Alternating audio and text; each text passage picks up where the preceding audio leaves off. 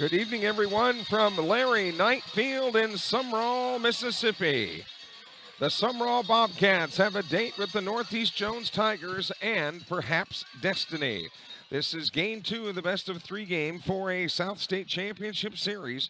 The Bobcats winning last night 3-2 will look to win tonight and move on to the state championships in about a week and a half or so. I'm Kelly Sander, glad to have you along.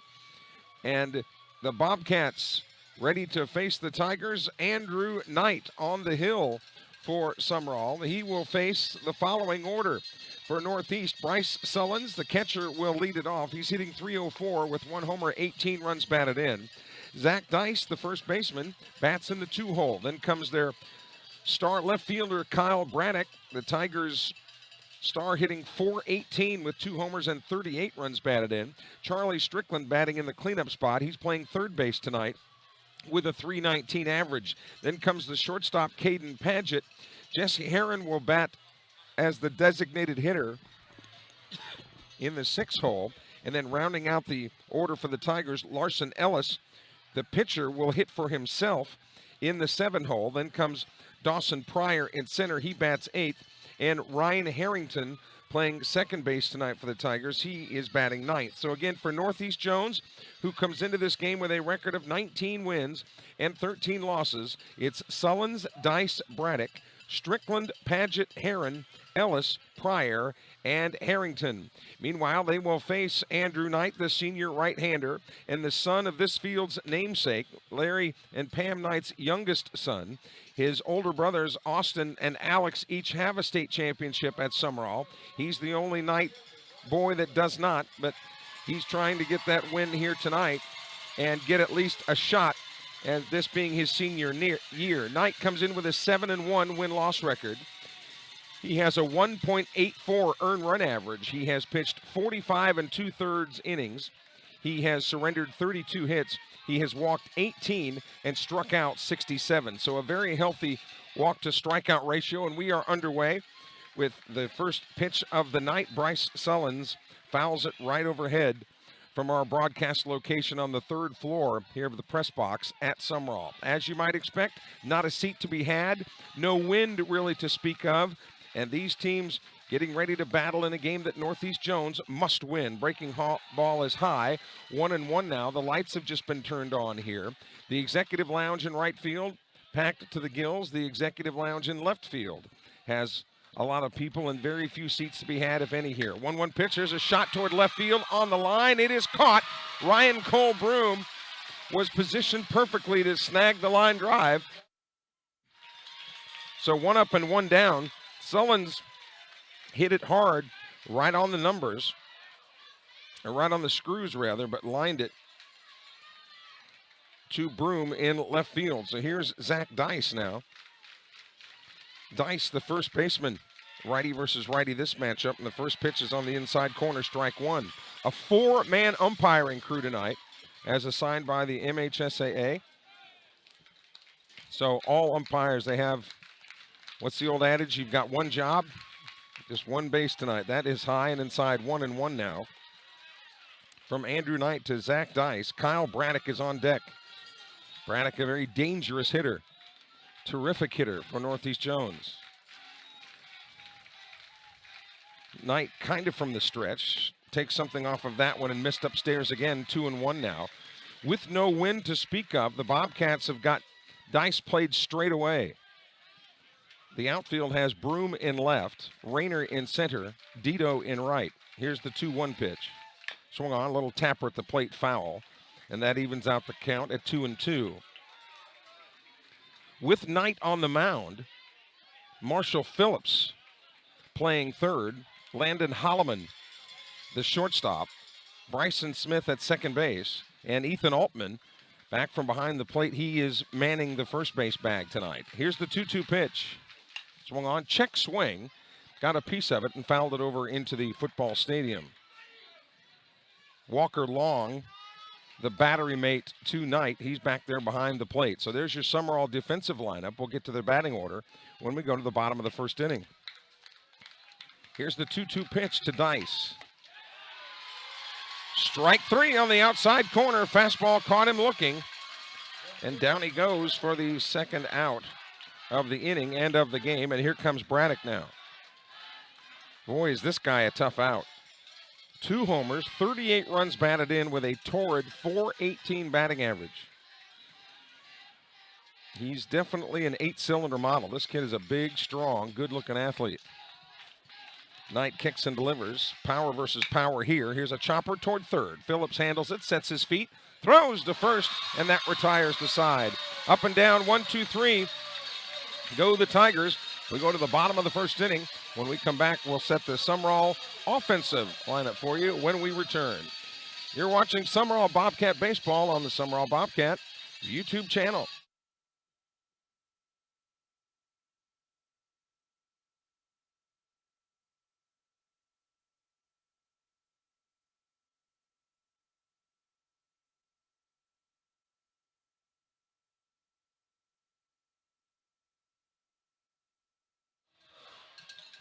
Let's take a look at the Sumrall batting order for you. Cade Dito leading it off, playing right field.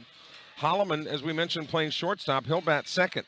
Marshall Phillips in the 3 spot tonight, followed by the cleanup hitter Walker Long, the catcher, batting fourth. Ethan Altman bats fifth. He's playing first, as we mentioned. Then Levi Odom gets the call tonight as the DH. He will hit for Knight in the 6 hole. Rounding out the order for the Lamar Countyans, Bryson Smith will bat 7th. Ryan Cole Broom, the left fielder, bats 8th, and Hayes Rayner bats 9th. So for the home team Bobcats, it's Dito, Holloman, Phillips, Long, Altman, Odom, Smith, Broom, and Rayner. While we get a chance, we hope that you will, if you have an opportunity and have need of the goods and services that our sponsors provide here on the webcast, we hope that you will avail yourself to their products and services and let them know that you appreciate them sponsoring Sumrall Bobcat Baseball. Christy Martin has already checked in on our text line at 601-310-7077. The McRaneys have also checked in. Raymond and Truvy, they're watching the game tonight. And you've been watching the games in record numbers, and we're glad that you are. Wish that you were here in person, but if you can't be here, we're glad that you're with us on the channel. Meanwhile, Larson Ellis, the pitcher for Northeast Jones, he's warming up there. The right-hander comes in having pitched 59 1/3 innings. He has walked 18 but struck out 97. So he has about a 7-to-1 strikeout to walk ratio. That's terrific. When the major leaguers hope for a 3-to-1 walk to strikeout ratio, he's got about a 7-to-1. So the Bobcats will have their work cut out for them as they go to work here in the bottom of the first inning, and Cade Dito leads it off. Dito hitting .454. How's that for an average? 1 homer, 43 runs batted in. Yeah, Raymond and Truvy McRaney are having ribs tonight, saying that they're the bomb. Yeah, like I can enjoy them up here calling the game. Save some for me now. Getting ready to work here now. In the bottom of the first inning, the Tigers went up and down 1, 2, 3, and here's Dito for Sumrall in the bottom of the first. The North Series between Pontotoc and West Lauderdale hasn't even started yet, and they could finish as late as next Thursday.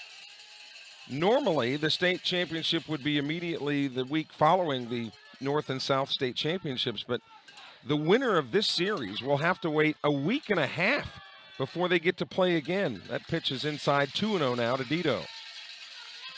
And again, the winner of this series would face the winner of Pontotoc. Check that. Is that right? West Lauderdale.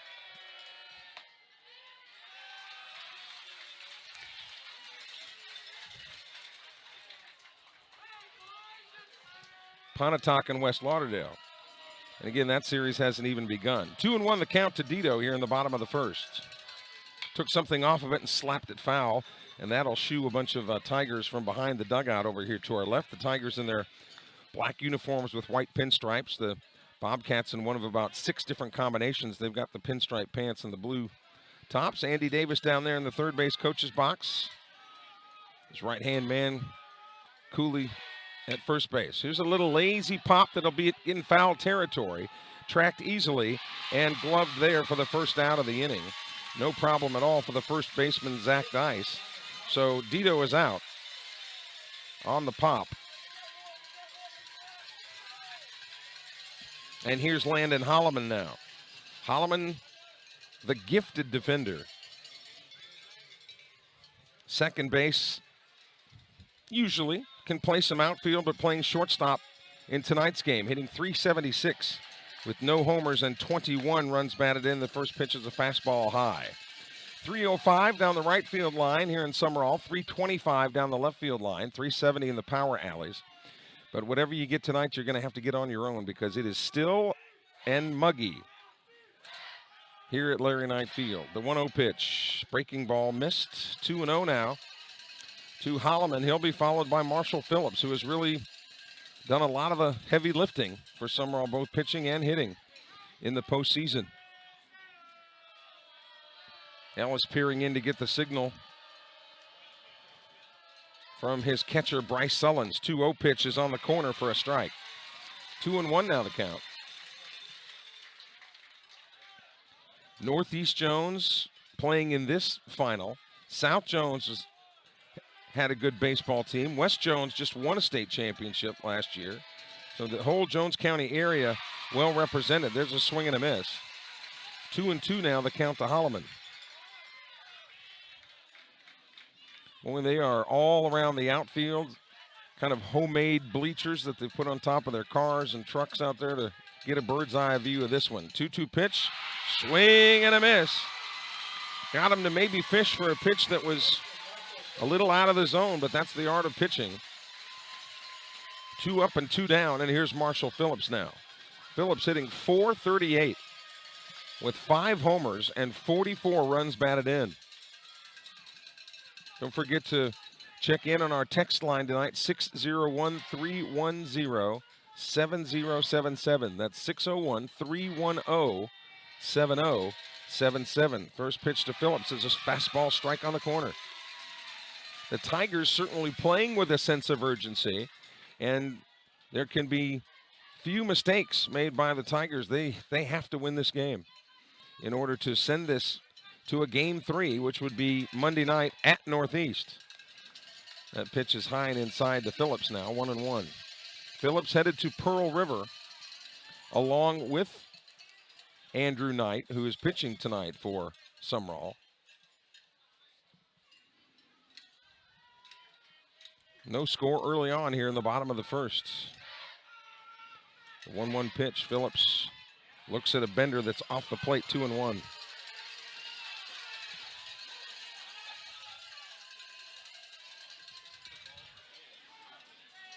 It would be really tough to build a platform above that wall in center field because it's so tall. But, I mean, you'd figure that they might try that. That's outside. Same location, 3-1 now. They're working Phillips outside on purpose, but the last 2 have been off the edge. You remember the state championship series last year was played in June. It's normally the weekend before Memorial Day. There's a strike to fill up the count at 3-2. This year, they've gone from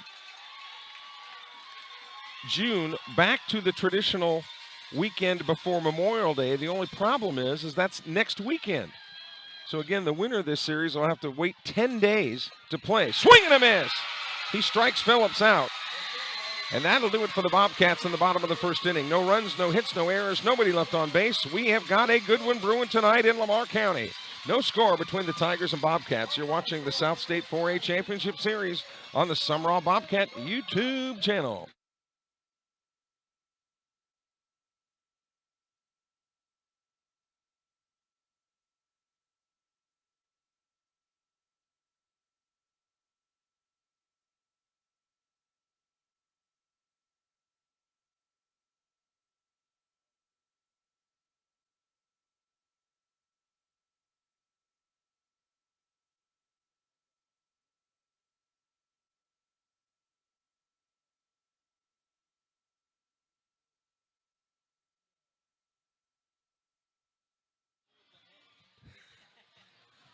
Going to the top of the second inning, Knight will face Strickland, Paget, and Heron. Let's check in on our text line.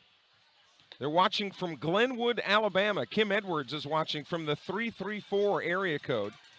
Over 1,000 people last night watching the webcast. So from the 334, go Sumrall. Again, from Glenwood, Alabama. Thank you, Kim, for checking in. The Smiths are watching from Baton Rouge. It's a 601 area code, but must be on the road this weekend. Might have a graduation down there at LSU, but cheering on the Bobcats from Baton Rouge. 601-310-7077. So the state championship series, all of the classifications being played at Trustmark Park, they have to coordinate their schedules with the Mississippi Braves, which are up there. And because of the extra time, Pontotoc and West Lauderdale are taking their time in getting that series underway.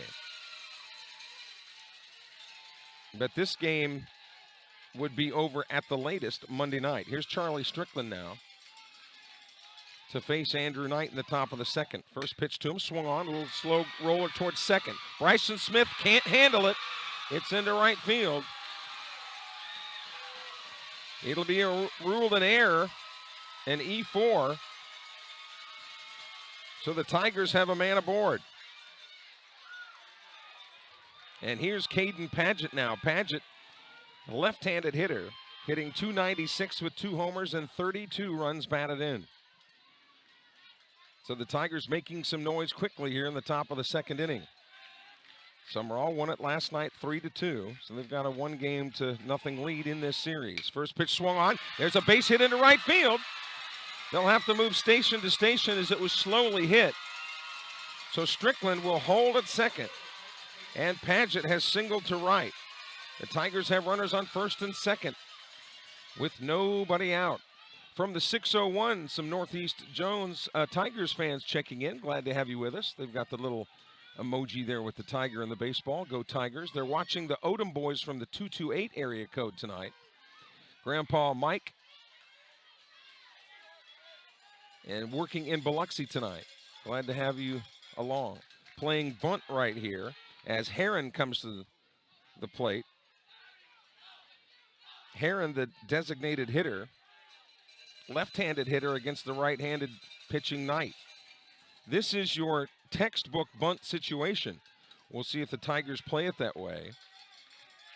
Bryson Smith certainly anticipating the bunt as he's crawled in at second base.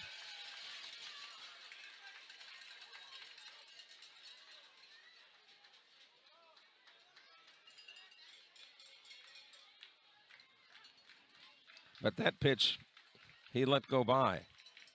Here's the 0-1 from Knight. Swing and a miss. Tom Henry checking in from the 228. He's watching the webcast tonight. So are the Berries and Gene James. They're watching from Scruggs Road. Man, is there any other road to be watching the game from in Sumrall? Glad to have that crew along. 0-2 pitches off the plate. 1-2 now. So Bryson Smith now at regular depth, and the Bobcats would love to see a crisply hit ground ball. The Tigers want to try to move the runners around here with nobody out here in the top of the second inning. Knight checks the runners, now throws to second, and runner back in time. Strickland at second, Paget at first, and again Heron, the hitter. He'll be followed by Larson Ellis, the pitcher, who's swinging the stick for himself in tonight's game. Knight peers in to get the signal from Walker Long. The 1-2 pitch. Low, 2-2 now. That evens it out. So the bunt is off, and the Tigers will take their chances here putting the ball in play. Darren and Angie White are watching tonight from the 601. Glad to have Coach White and his lovely bride, Angie. Here's the 2-2. Swing and a miss. He got him on strikes. And there's one away.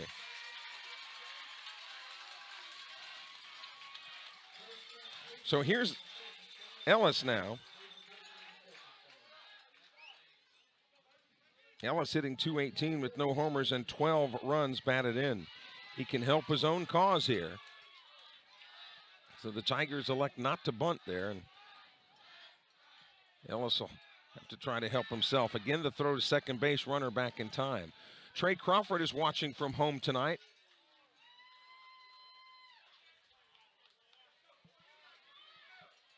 Graham Crawford, of course, former Sumrall great catcher, now at the University of Alabama. Knight looking right into whatever sunshine is left over our shoulder here. Here's the first pitch is outside, 1-0. So the pitchers battling each other here. Dawson Pryor is on deck. He's the center fielder for the Northeast Jones Tigers. Well, you talk about how Lamar County's gifted in baseball. How about Jones County? Like I said, West won a state title. South had a great year this year. There's a strike, 1-1. And now Northeast playing for the 4A South State title. So the Free State doing quite well, thank you, in producing terrific baseball players. Of course, Dustin Dickerson of Southern Miss, a Jones County product. Southern Miss winning today over UTSA. Swung on, a little tapped foul. So Knight ahead in the count now, 1-2. Boy, that's a big series for Southern Miss, and that was a big win for them today, extending the Eagle lead now to 2 games over UTSA in Conference USA. No midweek game next week for Southern Miss. They'll head to Murfreesboro. And boy, you talk about drawing a short straw. Hey guys, we get to play baseball. That's the good news. The bad news is we got to go to Murfreesboro, Tennessee. The 1-2 pitch coming up from Knight as he checks the runners. Here it comes. Off the plate. 2-2. Both crowds already getting a little bit antsy about the strike zone, but look, we are right above home plate, and he hasn't missed one from where we've been sitting. Umpires will give you a little bit off the corner, but not that much. And both pitchers have been working a little bit too far outside. That's the way I see it. 2-2 pitch coming from Knight. Swing and a miss. He struck him out. So 2 away. And that is the 3rd strikeout of the game for Knight.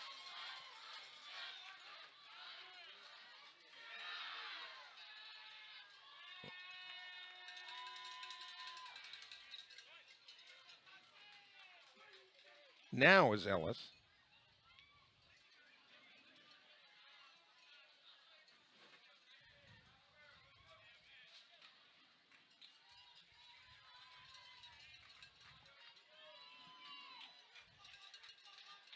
Runners on first and second. They'll be going on contact. Breaking ball in there for a strike.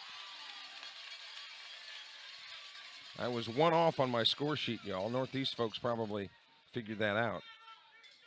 I think I'm back on track here now. With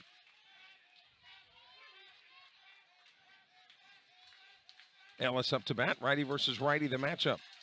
That's off the plate and bounced in there. Nice job by Long to keep it in front.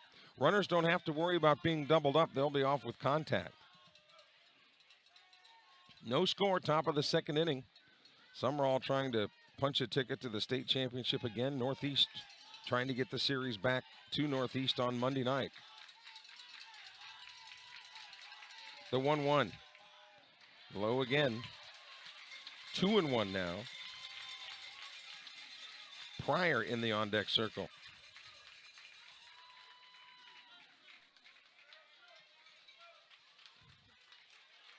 Smith on the back edge of the grass at second. The Tigers have had some success working the right side of that infield. Knight with the 2-1 delivery. Breaking ball in there for strike 2. 2 balls, 2 strikes, 2 outs. Both fan bases at a fever pitch tonight, ready to cheer their teams to victory. The 2-2 from Knight. Swung on, chopper towards second. Smith gloves it, throws to second, not in time. They'll send the run to the plate, and he is safe at home.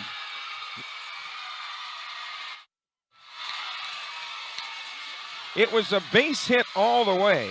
Bryson Smith did a great job in trying to backhand that ball to second, but he could not get it out of the glove in time. And it was fumbled. And alertly, Strickland was sent around third to score. And by the time Holloman could get it home, he was in there. So runners at first and second.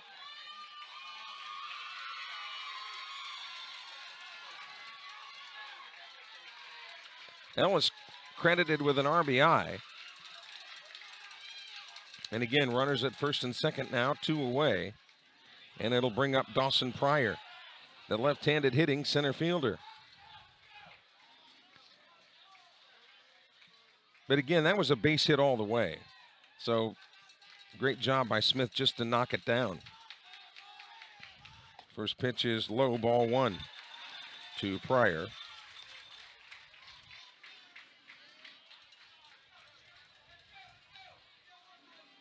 Pryor with no home runs and 5 runs batted in. So the Tigers have drawn first blood here in the top of the second.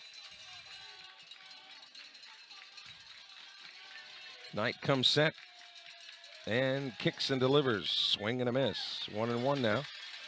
Should Pryor reach, then the second baseman Ryan Harrington would come to bat.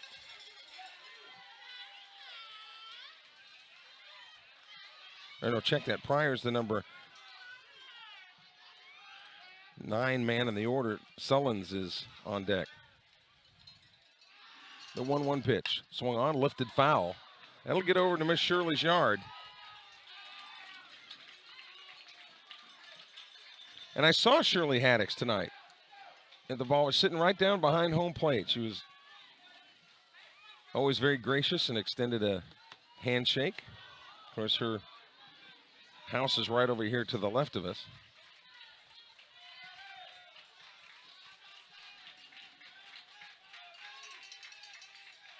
Pickoff play at second base.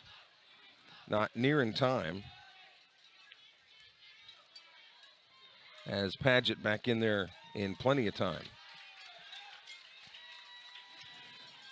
The Lady Bobcats softball team playing tonight against North Pike. They were leading at last report. They're up 3-2. And if they win that, they would head to the state tournament next week. In the bottom of the 6th, that'd be the first time in school history that the softball team has made an appearance at state. That pitch is low to Pryor. So 2 balls, 2 strikes, 2 outs. 1-0 Northeast.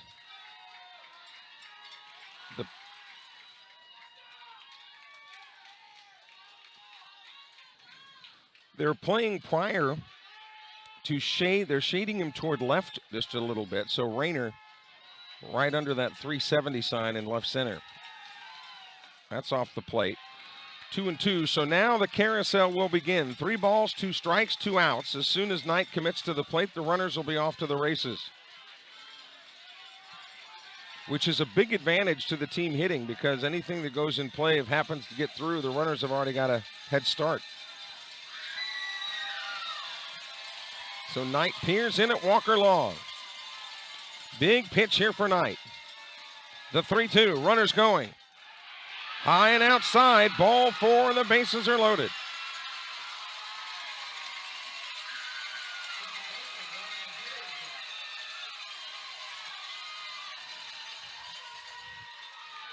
And here comes Sullins, who hit the ball crisply, but right at Ryan Cole Broom.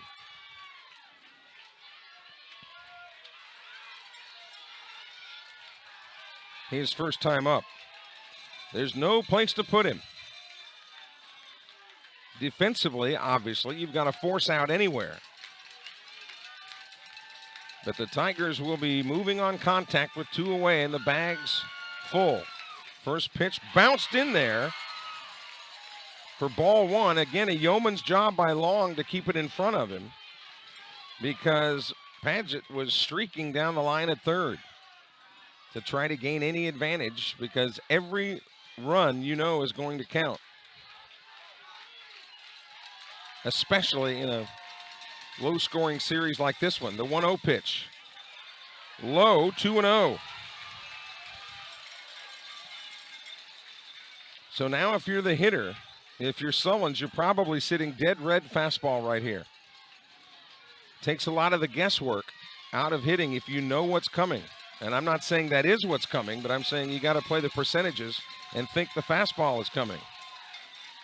The 2-0, it is the fastball, and it was fouled off the plate. So the count goes 2-1. Knight jammed him a little bit in on the fist. 2 balls and a strike. 2 outs here in the top of the second inning. The Tigers have plated 1, and they're looking for more.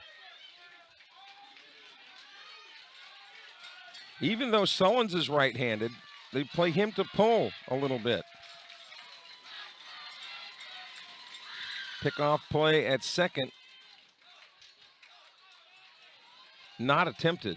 Of course, if the pitcher breaks, there's that rule now that you have to at least fake an attempt. At least I know in the junior college ranks that's the case.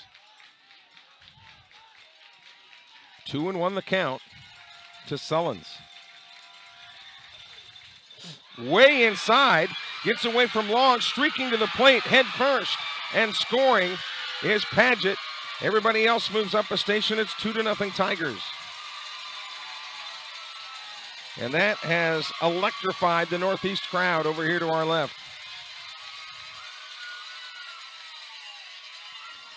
And it makes the count 3-1 to Sullins. As we mentioned, came into the game hitting .304 with a homer and 18 runs batted in.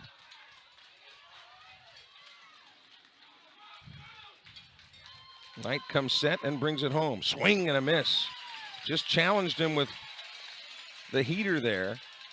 Sullins couldn't catch up with it, and the count goes full now at 3 balls, 2 strikes, 2 outs. Runners will not be moving this time because there's no force situation. Payoff pitch coming. Swung on, got a piece of it, and fouled it away. Staying alive. Northeast Jones, a very proud school tradition. I remember back in the 80s, Coach Danny Adams had some great football teams at Northeast. Here's the 3-2 pitch again to Sullins. Swung on, this is lifted toward right center field. Dito is tracking it. He's over there, is able to measure that one and put it away for out number 3. But the Tigers come up with 2 runs on 2 hits. There was 1 Bobcat error and 2 men left on base. We go to the bottom of the second inning here in Sumrall tonight. It's the Tigers 2, the Bobcats nothing. Back with more after this timeout.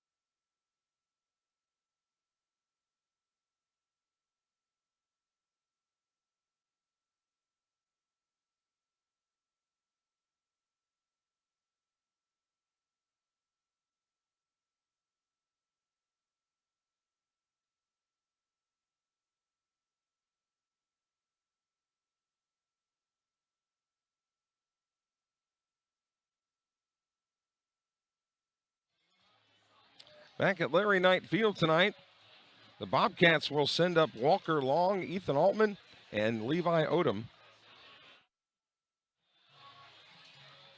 to face Larson Ellis, the standout pitcher for Northeast.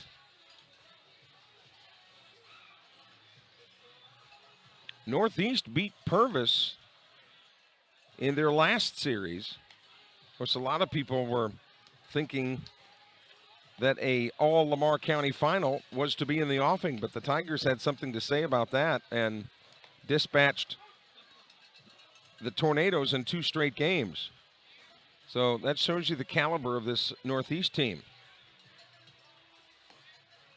And they have a 2-0 lead right now, as Sumrall will have to battle from behind. And here is Walker Long. The Sumrall catcher hitting .325 with a homer and 17 runs batted in. Where are you watching the game tonight? Give us a text at 601-310-7077. We've got viewers from Baton Rouge, we know. They're watching in Florida tonight, Alabama. Breaking ball to Walker Long is in there for strike 1. Boy, and mentally what it means for a pitcher to go out there on the hill knowing that your teammates have spotted you a couple of runs. And that is the advantage that Ellis has right now. That one's short. 1-1. A muggy, calm night here in Lamar County. Larry Knight Field not on the high school campus. It's a little bit away from the campus. 1-1 pitch is laced into the net right behind the plate. 1-2 now.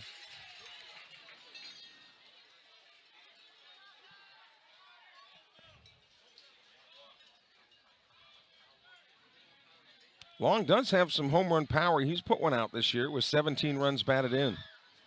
Bobcats looking for some base runners, albeit early in this game, bottom of the 2nd inning. 1-2 pitch. And that brushed him on the elbow. So Walker Long is on base. We talked about Austin and Alex Knight, Andrew's older brothers, having state championship rings. His brother Austin watching tonight from Greenville, North Carolina. Hearing good things about those East Carolina Pirates and that they may be headed to postseason this year.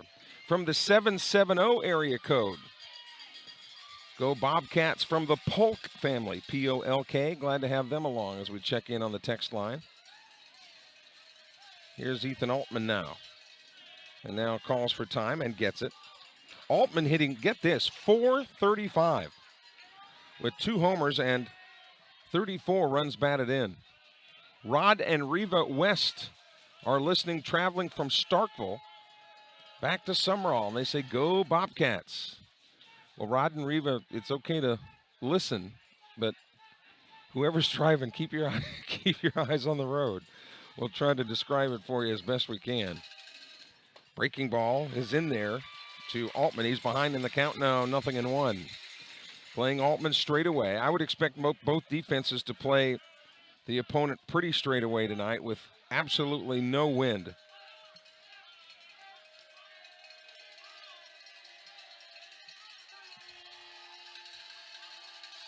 Checking the runners now. Altman again wants time and backs out. He'll be followed by Odom, who's in the on-deck circle. Odom got the win last night as the pitcher in game 1 of the series.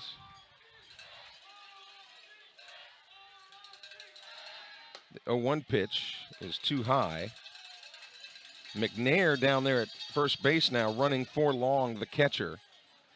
So Long will get the padding on and get ready to play defense and leave Malik McNair to do the base running for him over there at first. Northeast leads at 2-0 as the Rollcats bat here in the bottom of the 2nd inning. Again, a throw over to first.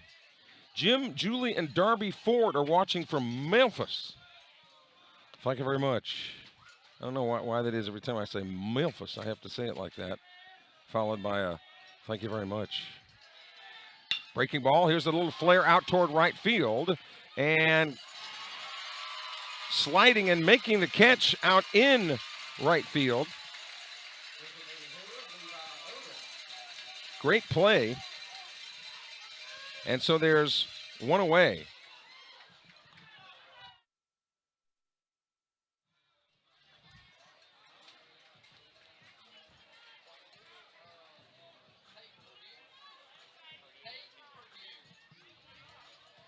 So here is Odom now.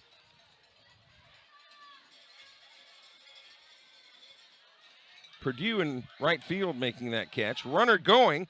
Throw to second base is not in time. McNair has stolen second base.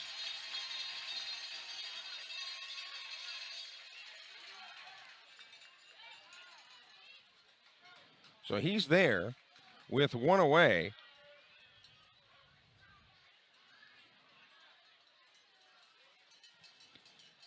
And it'll be Levi Odom's job to at least plate him. Odom hitting .337 with 2 homers and 33 runs batted in. Swung on, there's a shot into left field, a base hit. McNair will stroll into third, but he will pull the parachute there, and the Bobcats have runners at the corners with one away.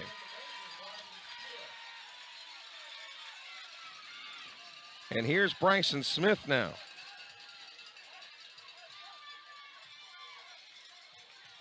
Bryson Smith hitting .182 with no homers and 6 runs batted in.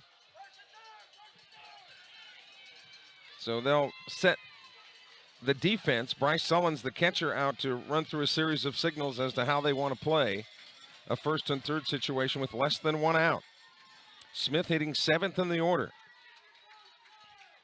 Righty versus righty this matchup. First pitch to him is high, ball 1. Smith headed to Southwest Community College, where he will be a Bear next year. Ryan Cole Broom in the on-deck circle as Sumrall bats in the bottom of the second inning, trailing Northeast Jones 2-0. Here in game 2, the 1-0 pitch. Breaking ball, position A for strike 1. 1 ball, 1 strike, 1 out. The Tigers would like a sharply hit ground ball. They've got a double play set up, although Sumrall runs exceptionally well. They would be very difficult to double up. Bryson Smith, terrific athlete, place kicker on the football team. And a senior, obviously. Here's a swung on baseball that's fouled out of play. Again, over to the football stadium, and now Smith behind in the count, 1-2. Scheduled for 7 innings tonight. And it seems every time I say scheduled for 7, wind up being 10 or 11. The 1-2 pitch. Swung on again, and a foul ball. Over by the John Tyler Helt Fieldhouse, that one. The executive lounge over off the right field line is jammed with folks. The executive lounge out left. If they're out there listening, somebody wave at us. Out there. There we go. 1-2 the count. Smith with that bat bouncing on his shoulder. Here's the pitch. Swung on and tried to get a piece of it, but just slapped it foul, and he stays alive. The count remains 1-2. 2 runs, 2 hits for the Tigers. No runs, 1 hit for the Bobcats. Sumrall batting in the bottom of the second.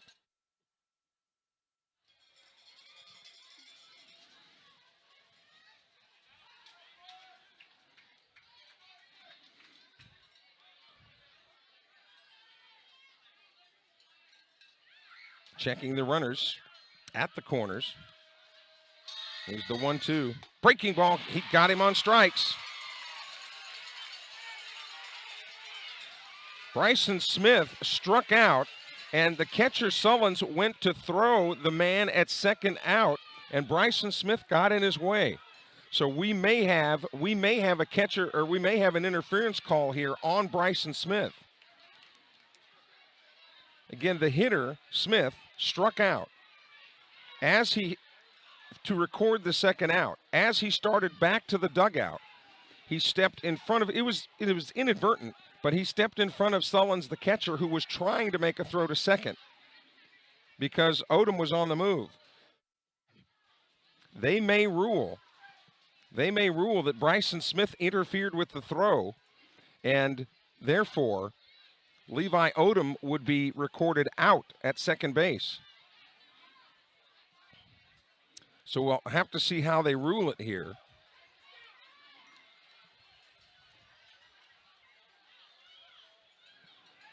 All of the umpires, the men in black here, discussing it on the pitcher's mound, but that's what they are discussing. Again, the out was recorded at the plate for out number 2. And they are going to allow Odom to stay at second base.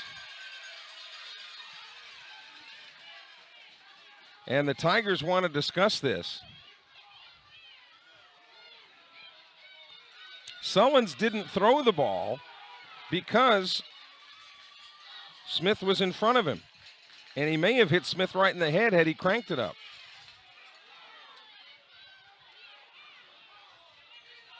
So now they may want to discuss this again.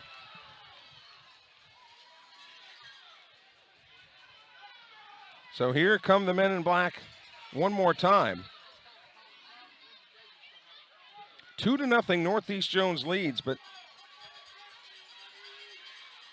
the very least that will happen is that there will be runners at the corners for Sumrall with 2 outs because the strikeout was recorded. Again, Odom was streaking towards second. Sullins did not throw the ball because Smith was in front of him on the throw. The umpires discussed it and ruled that the throw could have been made. That's the only thing I can gather by the decision. So runners apparently are going to be at second and third for Sumrall with 2 outs.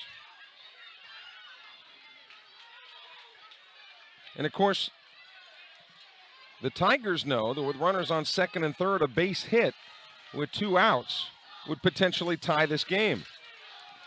Now we're still early, it's just the bottom of the second inning. But when it comes to championship baseball, everything counts, right? Meanwhile, Ellis wants to stay loose here. He wants to continue to throw to Sullins, his catcher, so that he doesn't tighten up as the umpires discuss all this.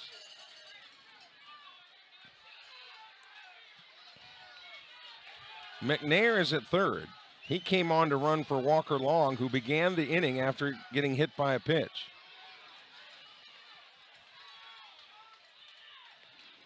Then Altman flew to right field. McNair stole second base.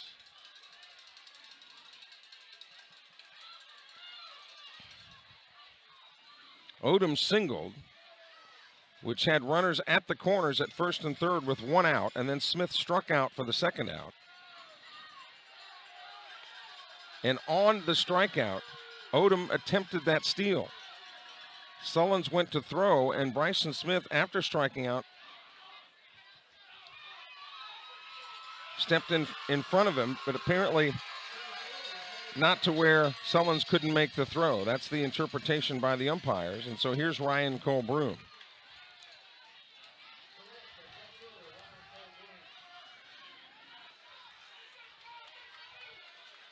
Two outs. And now runners at second and third for Sumrall. Should he reach, then Hayes Rayner would come to the plate.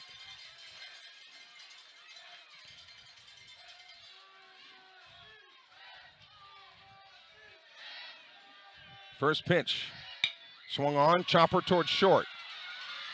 Throw over to first base, bobbled at first. Here comes the throw to the plate. He is safe at home.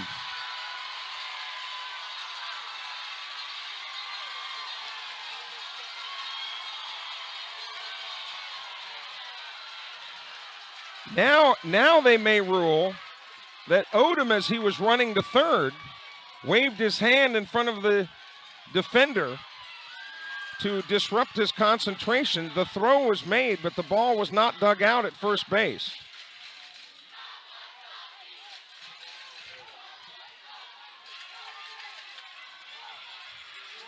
That will go as an E3. And 2 runs are in. It's a 2-2 ball game.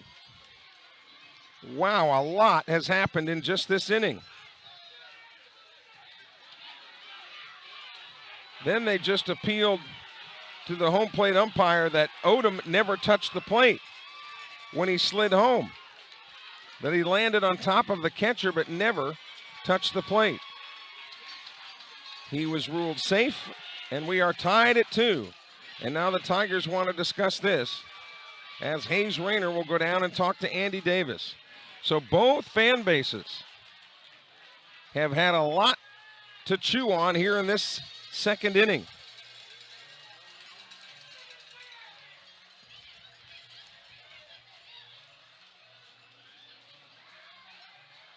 And for the Sumrall offense, it's been a little bit of offensive gumbo. You got a hit by pitch, you got a single, you got an error. Both teams have committed one miscue. And in both cases, the other team scored a run because of it.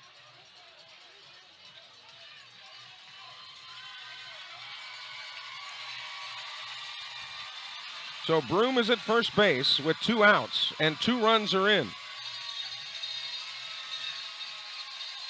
Now the left-handed hitting Rayner.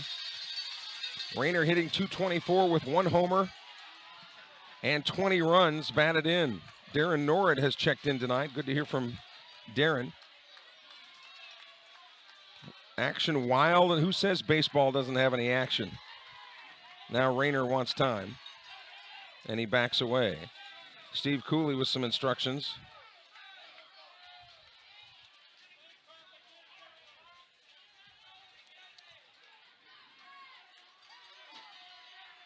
Both teams have put up 2 runs here in the second inning.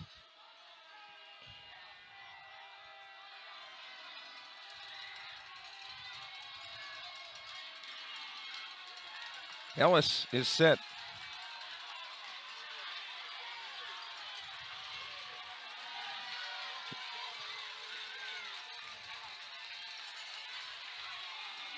Still at the set position.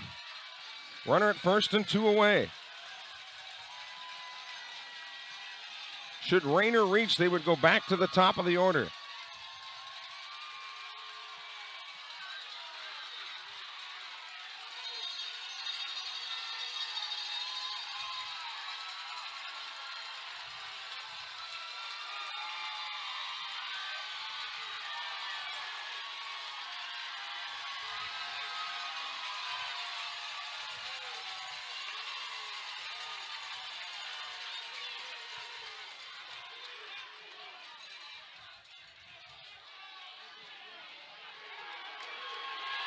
Now the umpires, Kevin Britt, the umpire, over to the Northeast Jones bench, instructing that the Northeast Jones pitcher must deliver a pitch within a certain period of time.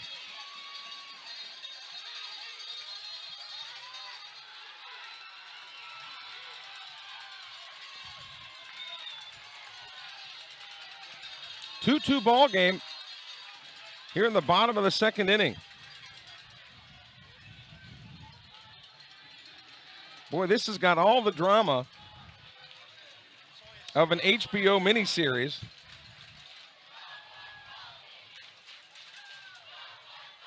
It's what makes baseball a great game to watch, a great game to play. Very definitely a cat and mouse game going on here. Resetting the table, Ryan Cole Broom is at first base with 2 away. Sumrall has put 2 runs across to tie the game. Rayner up to bat, who has yet to receive a pitch. He has a homer and 20 runs batted in. And now Ellis back to work. The first pitch is a strike at the knees. Rayner showed bunt, but then pulled it away at a perfect pitch. Larson Ellis on the hill for Northeast. And his battery mate, Bryce Sullins. The 0-1 pitch, that's low, 1-1 now. Fireworks aren't just delivered on July 4th and New Year's Eve, I guess. The 1-1 pitch. That's low, 2-1. Congratulations to the Sumrall Lady Bobcats softball team, who are headed to state.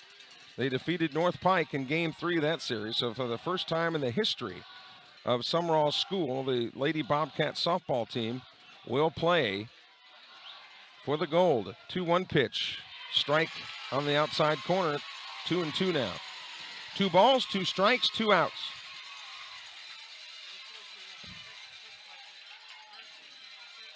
A lot of 2s on that scoreboard. The pitch. Low and outside, 3-2. So Broom will take off. The full moon staring at us over the right field wall. Now as it starts to cool down, quite pleasant. Here's the payoff pitch. 3-2 is inside, ball 4. So Rayner heads to first base. So runners on first and second with 2 away. And here's Cade Dito.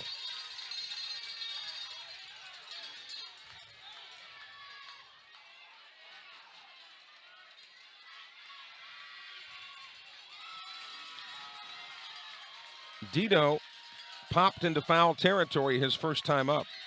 First pitch from Ellis is a blazing fastball that splits the plate for strike 1. 2 runs, 2 hits, and an error for Northeast. 2 runs, 1 hit, 1 error for Sumrall. The 0-1. That went behind Dito. The ball gets past Sullins, and the runners advance to second and third.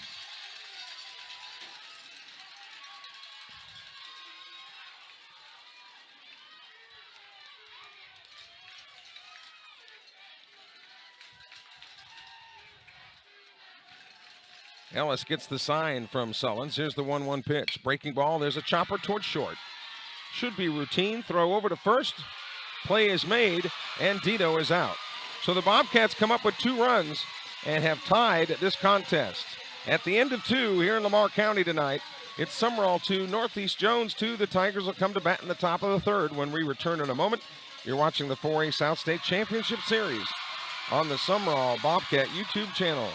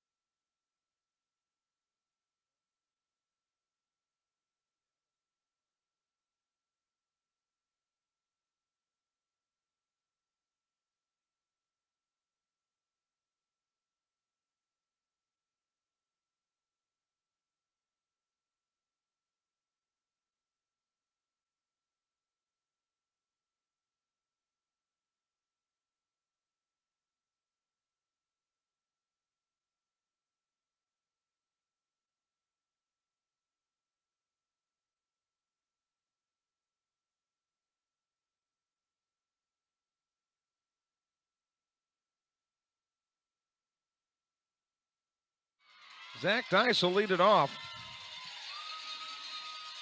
here in the top of the third inning. Dice hitting in the number 2 hole with a homer and 12 runs batted in. He'll be followed by Braddock and Strickland.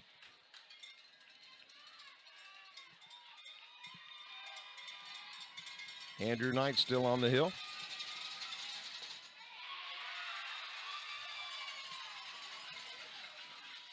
One and 0 the count.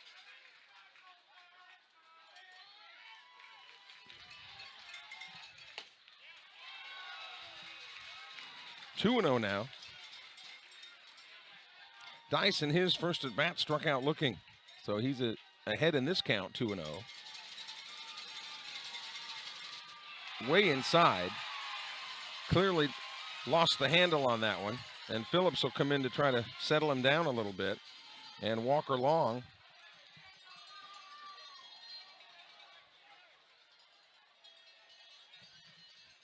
will go out and also have a word.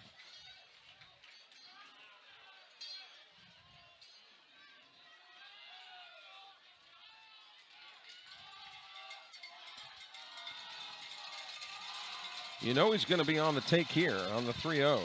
High and inside, ball 4. It's a 4-pitch walk.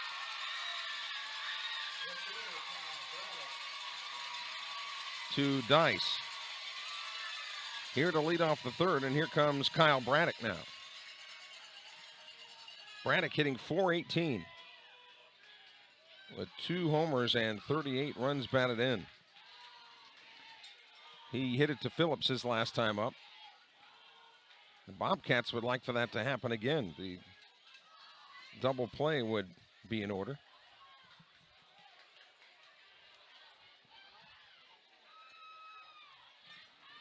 Bobcats huddling up on the hill.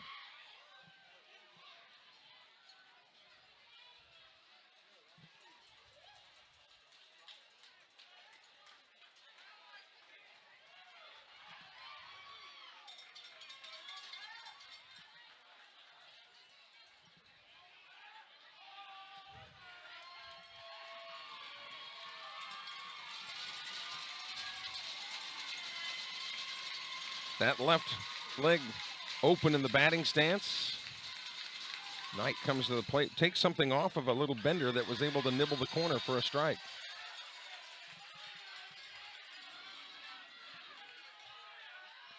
Tigers have their leadoff man aboard in Dice. 0-1 pitch. That one's way outside. Bounces past Long and easily into second base is Dice.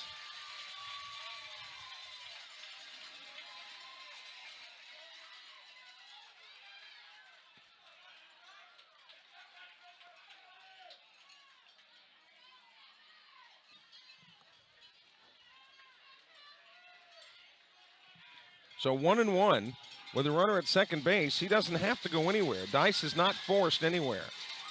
So he'll let the play dictate whether he runs or stays put. The 1-1 pitch swung on off the fist right behind home plate and easily in the glove for Walker Long. And that's the first out of the inning.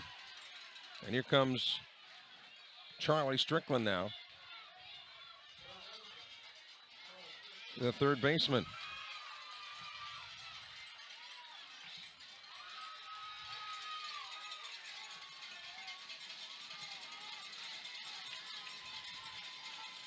Strickland reached on an air. His first time up was a slow roller toward right that Bryson Smith was trying to glove and just couldn't find the handle on.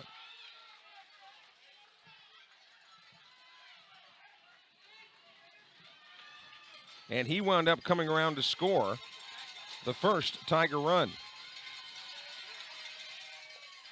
Breaking ball in there for strike one.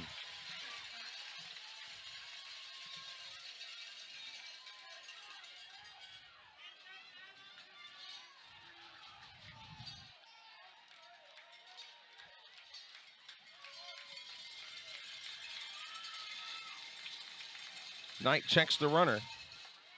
Checks his swing, he went around.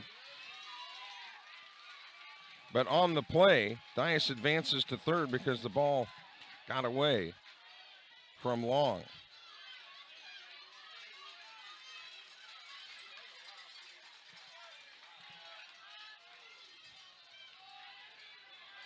So a runner at third now, a sac fly would do a world of good for Northeast. Outside again.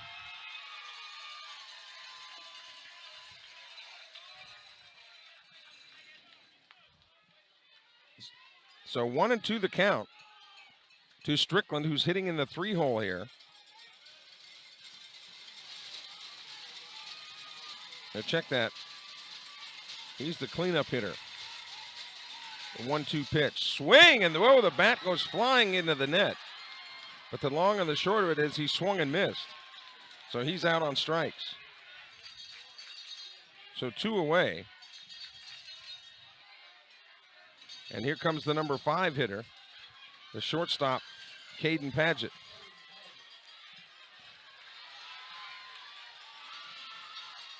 Two away in a tie ball game. Tigers have the go-ahead man at third base here in the top of the third.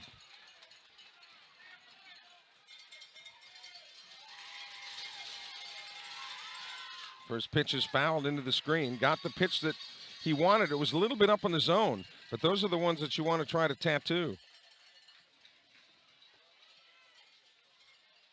The Sumrall outfield shading him a little bit toward left, as a left-handed hitter would be going the opposite way. Paget singled to right his last time up. He's 1 for 1. The pitch. Breaking ball and a beauty in there for strike 2. Boy, that was the slowest bender that Knight had thrown all night long. But it was pretty and in there for a strike. So advantage Knight here with an 0-2 count. High and away, tried to get him to fish. But Paget would have no part of it. 1-2 now. To the Northeast Jones shortstop. The Tigers with the lead man at third base with 2 away here in the top of the third. The 1-2. Got a piece of it and put it into the net. The count remains 1-2. Northeast Jones wins. Game 3 will be Monday night at Northeast. If Sumrall wins, the Bobcats punch their ticket to Pearl for a state championship date with either West Lauderdale or Pontotoc. That series has not yet begun. The 1-2 pitch. Swung on, little tapper right out in front of the plate. Knight's got it, throws over to first, and that retires the side. No runs, no hits, no errors, but one man left on base. We go to the bottom of the third inning. We're still tied at 2. You're watching the South State 4A High School Baseball Championship Series on the Sumrall Bobcat YouTube channel.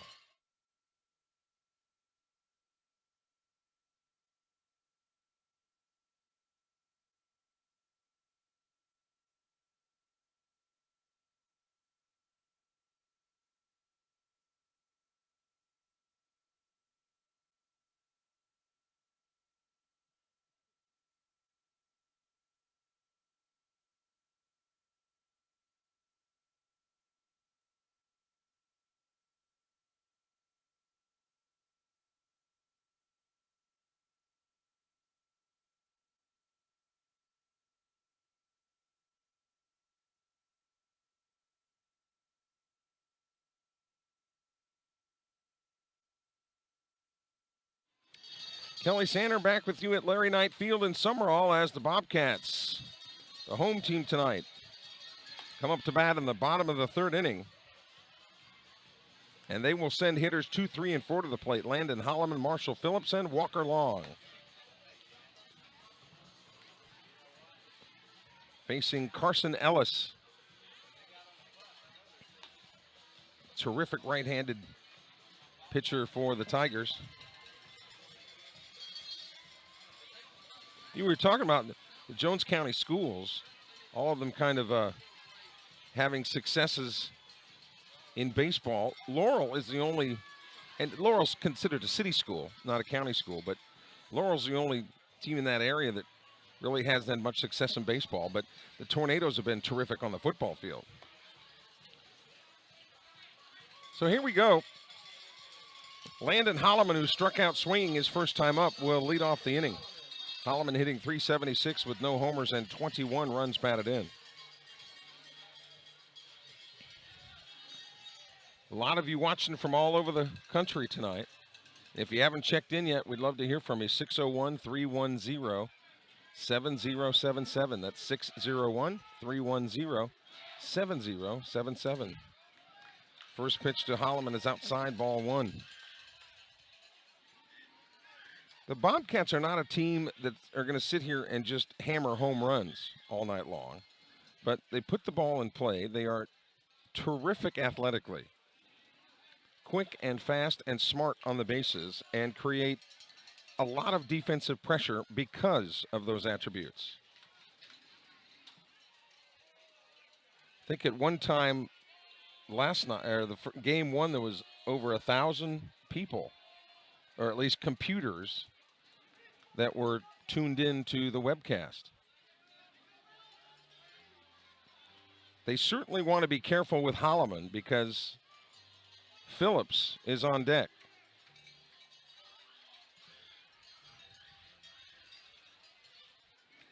Landon Holloman, a junior, he's got another year left on his contract here at Sumrall. And I've said it before. He reminds me defensively a lot of Chase Llewellyn, who played shortstop here at Sumrall some time ago. And there's a strike. But this kid is a terrific defender.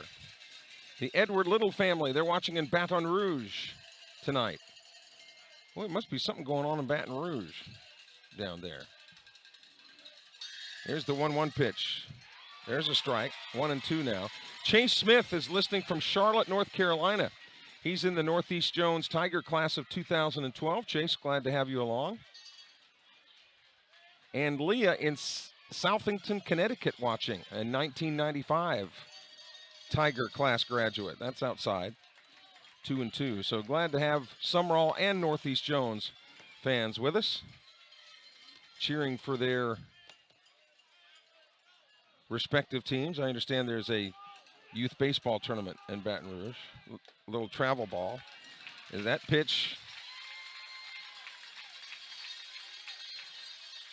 missed? So Holloman is aboard with a leadoff walk. But at least the count was 2-2. And Holloman thought that, and he raced down to first base. He apparently is going to have to come back and bat. Andy Davis thought it hit him in the shoulder, that it grazed him.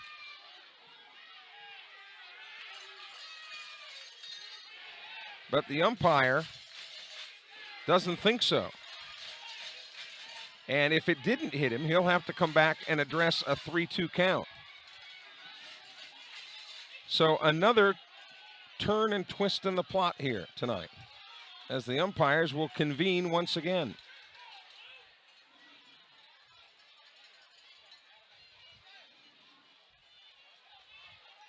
The only difference here, and the Catholic Church getting a new pope, is there's no white or black smoke that comes through a chimney. Hal Waters is watching from Sumrall. Coach Waters, one of the best that there ever was, and still is, obviously. Danny and Lisa Sibley. Love me some Sibleys from the 662 area code. They're checking in. They're watching from Loosedale tonight on the 847 area code. So apparently it did graze him. So he's on at first base. The count was 2-2. We had the count right. And when he started to move down to first base, I thought perhaps that we missed a pitch. But he says it grazed him. And I guess so do the other umpires. Jared West is watching tonight in Smith County, home of the world-famous watermelons. Jared, glad to have you along in the 601 area code. Thanks for watching. So here's Phillips now, with a runner on first base and nobody out. Still tied here in the bottom of the third inning. Marshall Phillips, a dangerous hitter, not only because of the quick hands, but tremendous power plants, big, strong legs, where a lot of power is generated. Throw over to first, and he just got the hand back in. Wow, that was close. What a move by Ellis, and he had not shown it until right there. Splinter's in right field tonight. Splinter, give us a wave.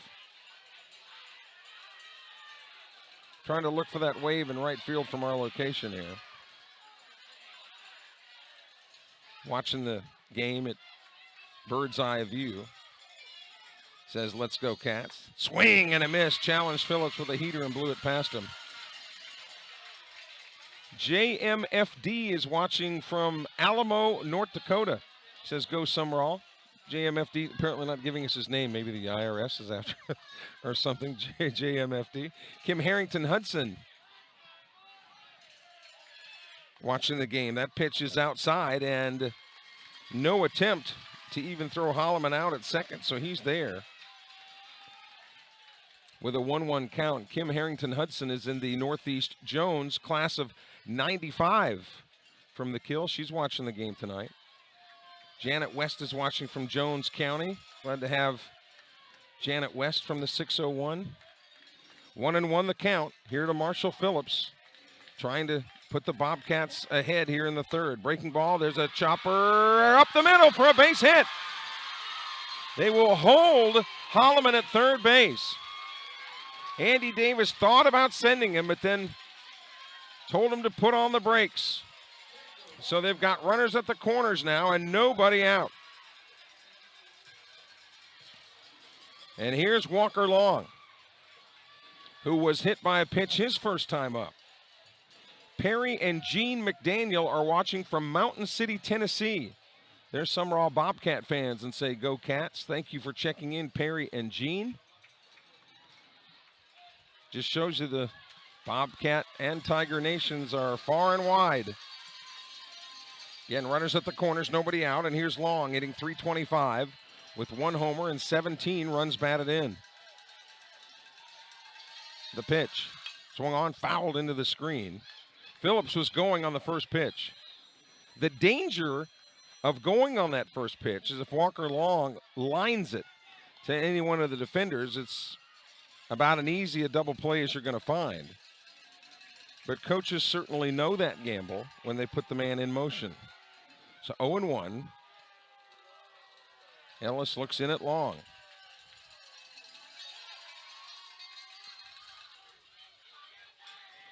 Walker Long hitting in that cleanup spot. Ethan Altman is in the on-deck circle. Ellis battling the meat of the Sumrall order right here. Fakes the throw to second. They'll concede second. So Sumrall now has runners at second and third and nobody out. And that pitch to Walker Long was ruled a strike. So it's 0-2 to Long.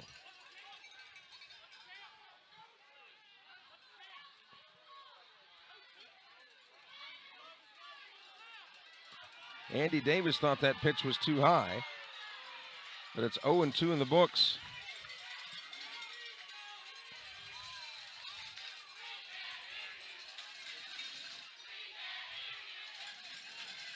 They are fired up everywhere tonight, and you can't get anybody else in Larry Knight Field tonight. Even though we're outside, we might even be violating the fire code. Out here, there are so many people. Ellis has got Long on the ropes here at 0-2. The pitch. Bounces in there short. Sally Logan. Another one of my favorite people from the 601. She and her family are Bobcat fans and watching tonight. Glad to have the Logans in the viewing audience. 1-2 the count to Walker Long. Tied at 2 as Sumrall bats here in the bottom of the second. Or check that, bottom of the third. The 1-2 pitch. Again, short. And a nice job by Sullins, who scoots to his right and took that one off of the chest. Sullins, behind the plate for Northeast, lean and athletic. Normally, catchers are V8 models. They tend to be bigger, thicker guys. Sullins, not a big guy, but quick, extremely athletic, and that quickness helps him behind the plate. 2-2 the count to Long. Swing and a miss. Long out on strikes, and there's one away.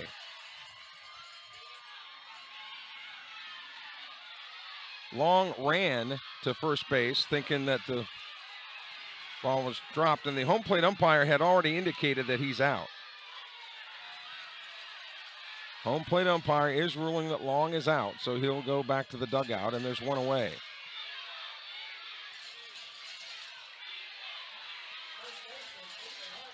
So there's one away. And here comes Altman.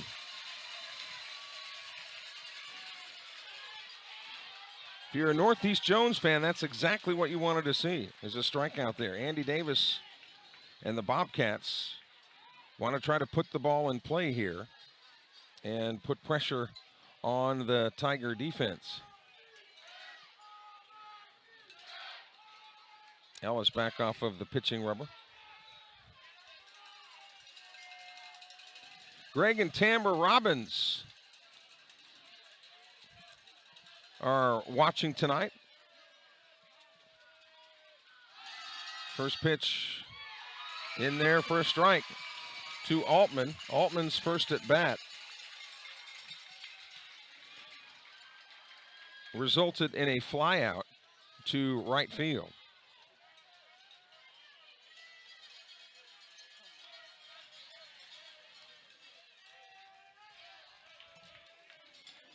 Coach Brandon Pennington of Pearl River Community College is watching tonight. Boy, his Wildcats will begin state play on Monday. They're hosting that down at Dub Herring Park in Poplarville. Jones from the area also playing in that tournament.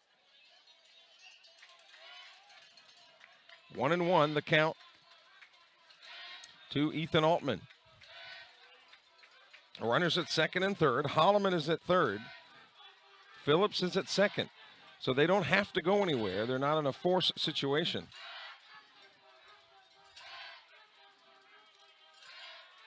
The 1-1 pitch. Strike on the corner. Fastball.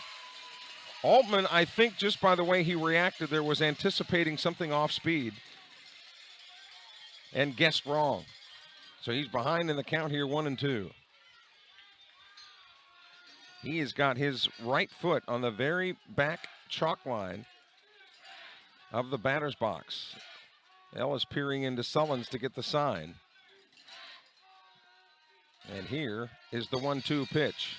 Got a piece of it and is able to stay alive. At a ball and 2 strikes. Should game 3 be necessary, it would be Monday night at Northeast. I'm guessing a 6, 6:30 or 7 start time, somewhere in there. Bobcats having runners on second and third with no outs would certainly find it a missed opportunity if they don't plate any here. And Altman behind in the count here, 1-2. The pitch, low, 2-2. Levi Odom is on deck. Odom has singled and scored tonight. But Levi Odom is a pretty cool customer. Nothing really seems to bother him. He doesn't get frazzled too easily. So this big spotlight isn't anything he can't handle. 2 balls and 2 strikes. Ellis working deliberately in a 2-2 ball game. He would love to get the strikeout here. The pitch. Breaking ball, missed high, 3-2. And again, he had Altman fooled. I think Altman thought he was bringing the heat that time, and he pulled the chain on the off speed. So a big pitch coming here. Altman hitting .435. It's in there, ready to hit. The payoff pitch, breaking ball high, ball 4.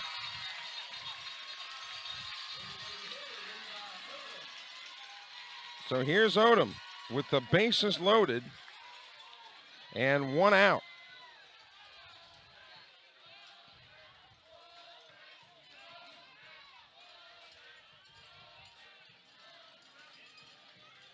Odom hitting in the 6 hole.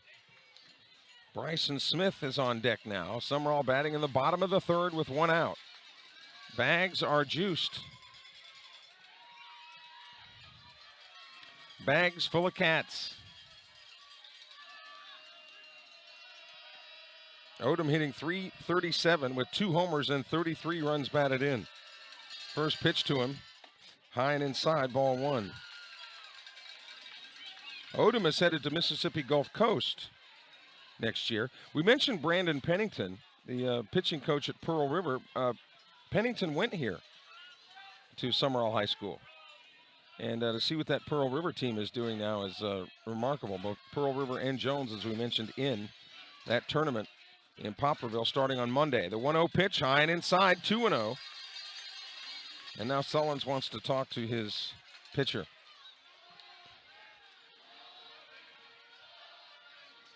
The inning began with a walk to Holloman. Phillips singled after Holloman stole second. So there were runners on the corners. Then Walker Long struck out. Runners were at the corners with 1 out. And then Ethan Altman walked. So that's 2 walks in the inning, surrendered by Ellis, and he's behind Odom here, 2-0.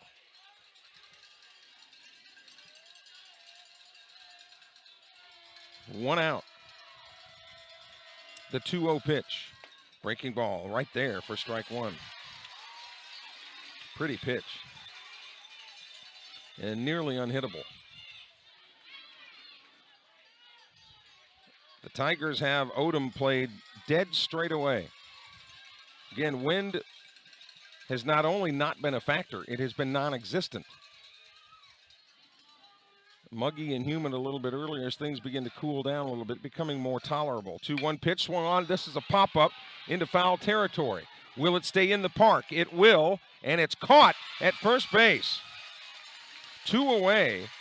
Zach Dice had trouble battling the lights because the ball was above the light line and then had to pick it back up once it came back in the lights. So 2 away. Base is loaded. Can the Tigers get out of this? And here's Bryson Smith, who struck out swinging his first time up. So the Bobcats will be off to the races with anything put in play.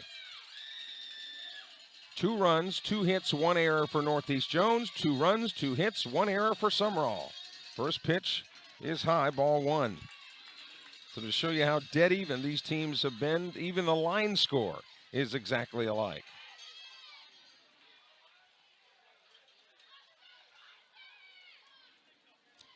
Jared West checking in from Smith County. Jared, you got to save me some of those Smith County watermelons now. Getting to be right in prime season. Here's the 1-0 pitch. Breaking ball. Yes, sir. There's a strike. 1-1 to Smith.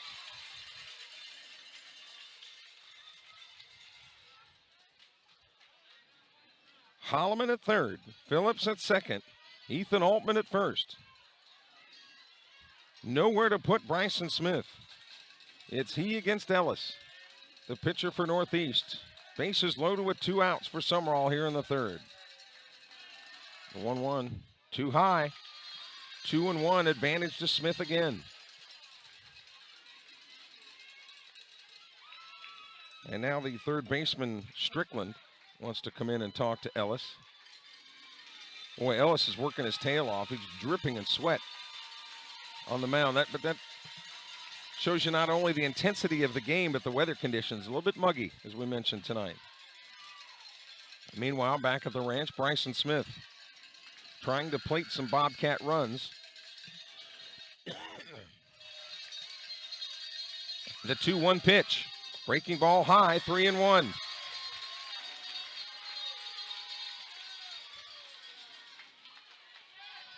There was rotation, that spin on it that would normally, it just stayed up.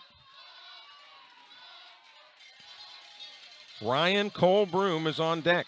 Should he be called upon here in the bottom of the third inning? Deep breath by Ellis, gets the sign, comes set. Kicks and delivers. Breaking ball, perfect, strike 2.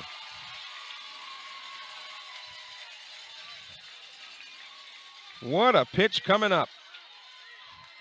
And in a good TV show, this is where they would take the commercial break, right? Right before the biggest play of the game. Well, no commercials here, at least not right now. Bryson Smith against Ellis. Carson Ellis. Payoff pitch, runners will be going. 3-2 pitch swung on, a drive toward right field. Ball is playable. Right there to make the catch is Purdue. And that retires the side. So the Bobcats leave the bases loaded in the bottom of the third inning. Nothing across for the Bobcats. We've completed 3 in Lamar County. It's Northeast Jones 2, Sumrall 2. Back with more in a moment.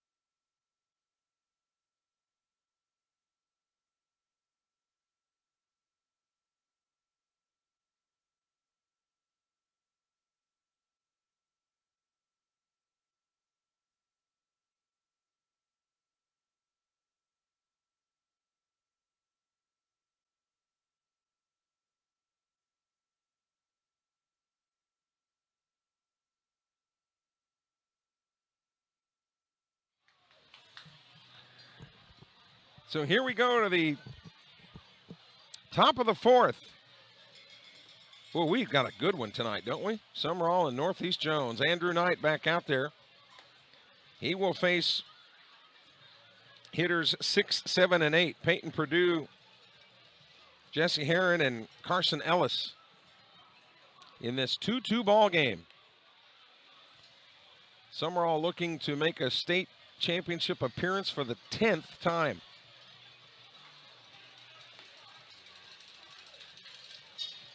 And we mentioned that Andrew Knight, as he finishes his warm-up tosses, his older brother Austin and Alex each have state championship rings from their high school days. And Andrew, being a senior, this would be his last chance in high school, although he's headed to Pearl River next year, where, in case you haven't heard, they're pretty good. So here's Purdue in the top of the fourth inning. First pitch to him is a strike on the inner part of the plate. Defense has stayed the same for Sumrall. The 0-1 pitch. Knight working quickly, swing and a miss. Phillips is at third, Holloman at short, Smith at second, Altman at first. Altman out from behind the plate. The battery, that's high and away, is Knight and Long, and the outfield left to right is Broom, Rayner, and Dito. The 1-2 pitch, high, 2-2. From the 601, they're watching on Bonhomie Road in the big city of Hattiesburg from the Berg tonight. Of course, Larry Knight, this field's namesake, used to coach at Hattiesburg High. That's a pitch on the inside corner, fastball, strike 3, and Purdue is down on strikes. So one away, and here's Herron.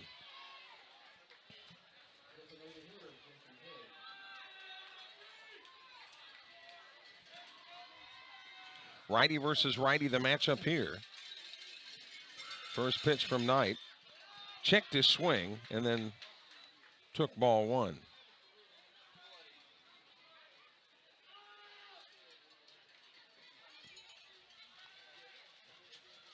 The moths beginning to fly a little bit here in Sumrall. Not near as bad as the termites at Pete Taylor Park. Here's the 1-0 pitch. Swung on, and that's laced foul out of play down the right field line. We got a text from the 435 area code. Glad that you're checking in, but I'm a little bit smarter than that on your text message. Breaking ball high. But from the 435, we welcome you. 2-1 the count. To Herron. Swung on, another shot. Foul out of play over into the football field. To all the high school and college graduates that have either walked or will walk, we congratulate you. Job well done. First post-COVID class, 2-2 pitch. Swung on, another shot, foul. And that gets right into the right field executive lounge. That was a line shot. 2-2 the count. To Herron with Carson Ellis on deck. The 2-2 pitch. That bounces in there, 3-2. Knight a little bit disgusted with himself. Working the bottom part of the order here with bases empty and 1 out. The 3-2 pitch. Swung on, here's a chopper towards second. Smith is right there. Flips to first for out number 2.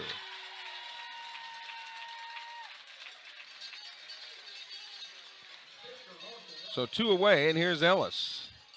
The Courtney family, I think they checked in the other night. I'm glad that the Courtney family, is that Chris Courtney?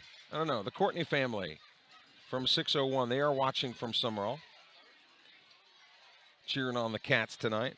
And here is Ellis, again, righty versus righty, as The Tigers bat in the top of the 4th inning. Tigers looking to extend this series to game 3. First pitch high and inside, ball 1. You would expect as long as these starters can go, they will. Sumrall would have a week and a half to get everybody rested before they battled either Pontotoc or West Lauderdale. The Tigers would have to have all hands on deck Monday night for a game 3. That pitch is low and away, 2-0.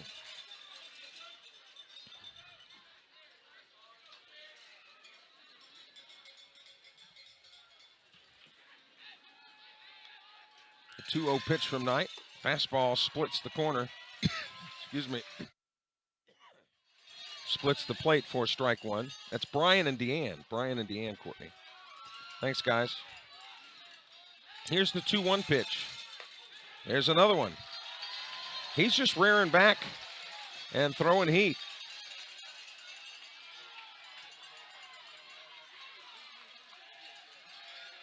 Two balls, 2 strikes, 2 outs, bases empty. That's high. 3-2, but again, Knight not looking at anything except the number 1 pitch. That fastball down the tube. Here's the payoff to Ellis. Struck him out. Oh, and Knight looking at Ellis, and both of them kind of nodding back and forth here. Ooh, this is going to be good. Heading down the stretch. The Bobcats come to bat in the bottom of the 4th inning. We're tied at 2. You're watching the South State 4A High School Baseball Championship Series on the Sumrall Bobcat YouTube channel.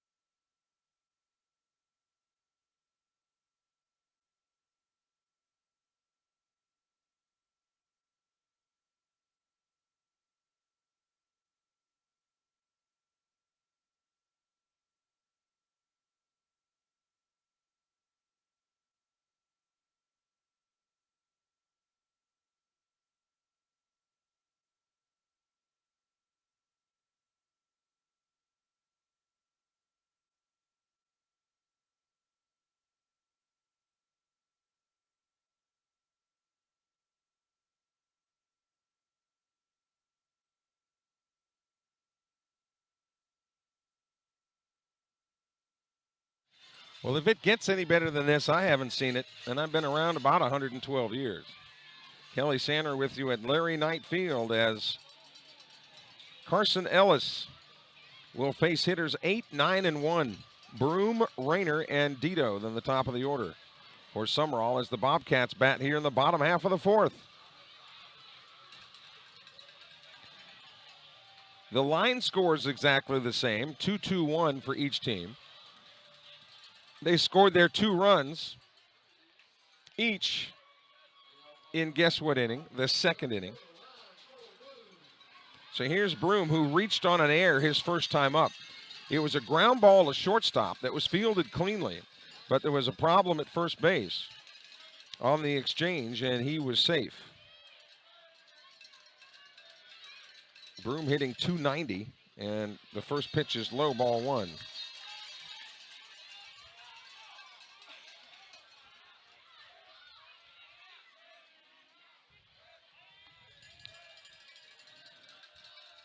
Going from the stretch with nobody on base. There's a strike.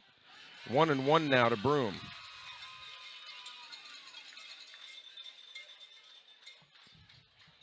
Rayner on deck here in Sumrall as the moon getting the best view of all. A full moon, which has everybody a little bit on edge tonight, huh? That one's short.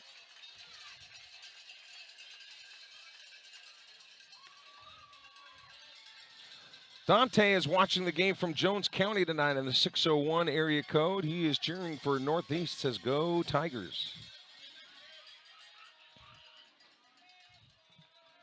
My good buddy Pat Chambliss checking in tonight. Thank you for the kind words, Pat. That one is off the plate. 3-1 now to Broom.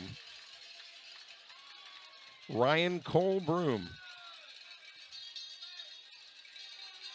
That right foot on the inner chalk line of the box. The 3-1 pitch. Swung on. That one's popped, but will get out of play. It was a tower shot, but just out of play. So the count fills at 3-2. One of the things the Bobcats have been doing is making Ellis throw a lot of pitches, which, and I've talked about this before, you don't have to necessarily get on base to have a good at bat. A good at bat can be wearing the pitcher down a little bit. 3-2 pitches, high ball 4. And Broom is on to lead off the 4th inning. Holloman led off last inning with a walk, but they could do nothing with it.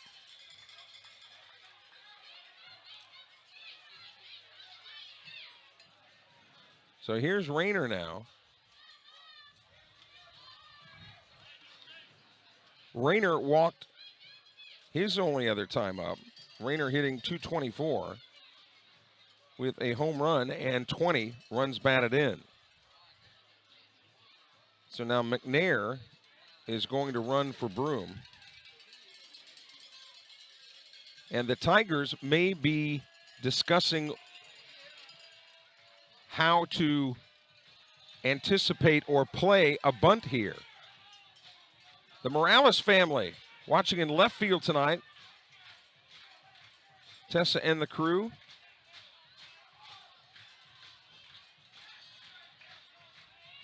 Love me some Moraleses.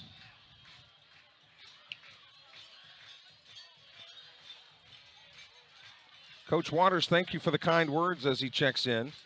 And again, the reason you're discussing this for Northeast Jones is you have a number 9 guy in the order with a runner on first base and nobody out. So baseball strategy 101 would definitely say a bunt would make sense if that's the way Andy Davis wants to play it. You've got McNair at first who can fly, and you've got Rayner who from the left side can get down the line pretty good. You've got Strickland sneaking in at third. They are anticipating bunt, and the bunt is shown. Now he pulls it back, throws to second, not in time, and it gets into center field. McNair on his way to third. Here comes the throw. That's off the mark and almost in the dugout. So McNair gets all the way to third. And nobody out. So he showed bunt, pulled it back, and then bunted again. The Tigers will pull the infield in. The advantage of pulling the infield in is a ground ball that's not hit very hard. You would have a play at the plate should McNair break. The gamble is if the ball is hit crisply, it'll get past you quickly. The run will score easily, and the man will be on at first. The 1-0 pitch. That's a strike. The Bobcats had a man at third on last inning with no outs and couldn't get any of them home. Wound up loading the bases.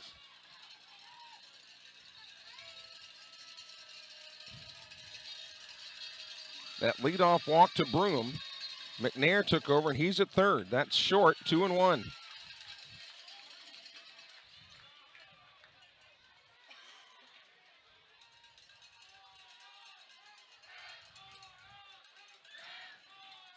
Top of the order, K. Dito on deck. The 2-1 pitch. Breaking ball, strike on the corner.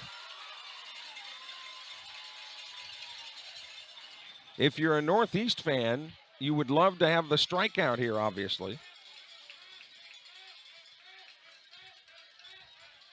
It would still be but 1 out, but what the heck?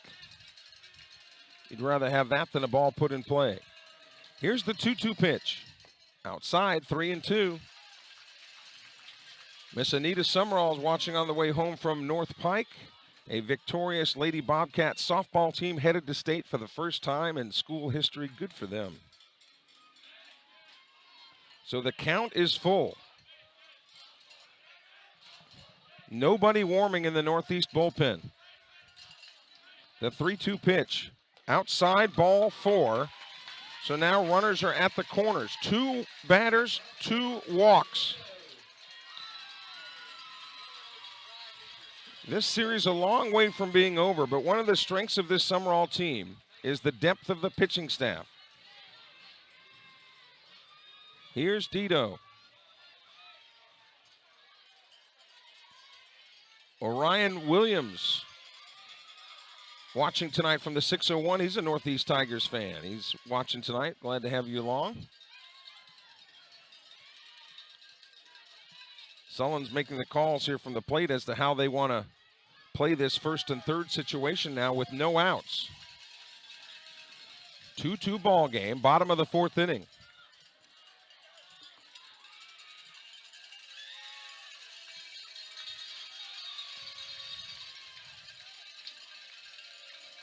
Ellis looks into Sullen to get the sign. Gets the sign. Now time is called. Kay Dino backed out before he actually got time. You got to be careful there and make sure that you are granted time. I've actually seen that happen before where time was not granted. First pitch, they will again concede second base. And Rayner is there with runners on second and third, no outs. So far this inning shaping up very much like last inning.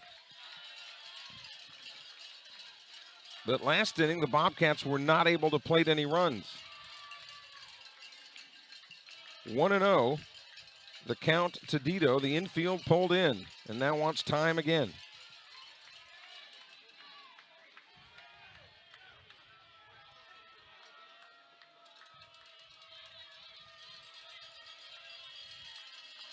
The 1-0 pitch. Inside, 2-0. Sullen's tried to frame it, but it was just in off the plate, 2-0. So now if you're Dito and you're hitting .454, which he is, with a homer and 43 runs batted in, again, doing the simple math here, you've got to think this is going to be a fastball. That's what you have to look for first and then adjust from there. Because the Tigers are getting in a situation where you can ill afford many more walks. Broom walked and Rayner walked to start the inning. The 2-0 pitch. Chopper towards short. Only play is at first. They get him at first base and no runner can advance. That's the advantage of playing the infield in. The ball was soft contact. A lot of choices for Padgett to make. The runners were frozen, and the only play was at first. Dito is out on the 6-3. There's one away, and here's Holloman now with first base open. Holloman has struck out and walked. They have the infield pulled in again. The first pitch, swing and a miss. If the Tigers can get 2 outs, they will move the infield to regular depth because obviously a third out would then end the inning. But they are playing to cut the lead run off at the plate here in the bottom of the 4th. An 0-1 count to Holloman. The pitch, off the plate, 1-1.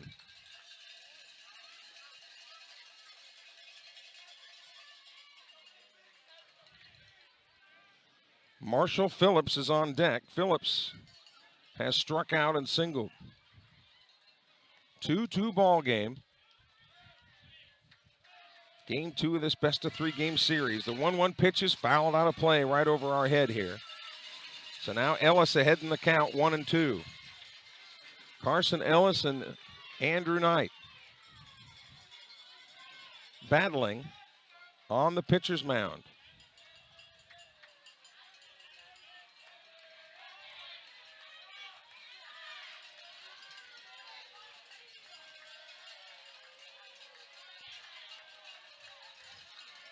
Swung on and another foul. So the count stays where it is. Tonight, certainly at this field, will be the last time that a Knight will be playing at home for a Sumrall team. In 16 years, either Austin, Alex, or Andrew have played at this field. And tonight, regardless of what happens, will be the last time. That's amazing. 1-2 pitch coming. Infield pulled in. Breaking ball had him leaning. Ball breaks away. McNair to the plate. He is safe. And Sumrall has the lead.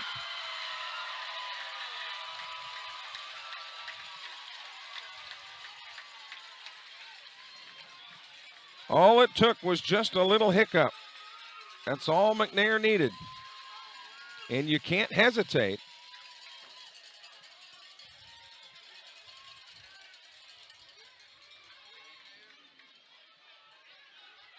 So moving down to third on the play is Rayner. Breaking ball outside, 3-2.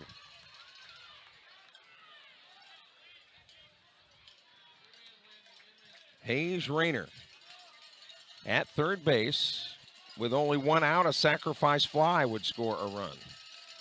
A sharply hit ground ball through the pulled-in infield would score a run. Here's the 3-2 pitch. Swung on. Here's a drive to center field. Playable. Caught in center field. Here comes the tag. The throw to the plate, not near in time, and it's a 4-2 Sumrall lead. So Holloman with the sac fly. RBI has made it a 4-2 Bobcat lead. So here's Marshall Phillips now with 2 out in the 4th. And the base is empty.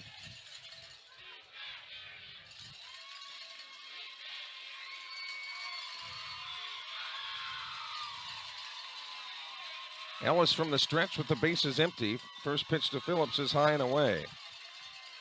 Phillips hitting .438. Leads the team in homers. Leads the team in runs batted in, although Dito is just one behind him. And that's remarkable considering Dito's the leadoff man. 1-0 pitch. That pitch is away, 2-0. Don't be surprised if they kind of work around Phillips here. They know about his power and quick hands.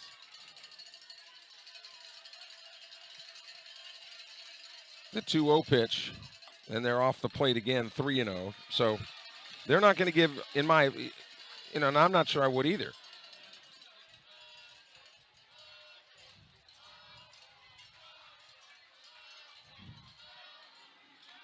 So I would expect that this one,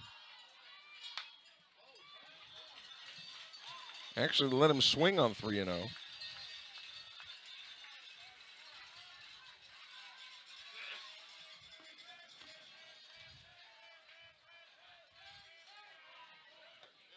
And there's ball 4. So Phillips is on.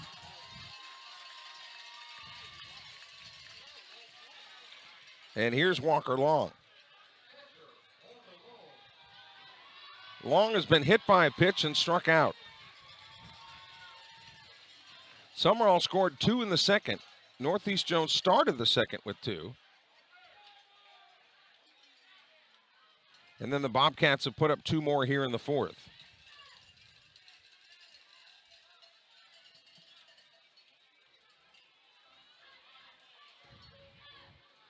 Daisy Mae Gaylord on the Hammond organ tonight. We don't hear from Daisy Mae very much anymore. There has been nobody in the Northeast Jones bullpen.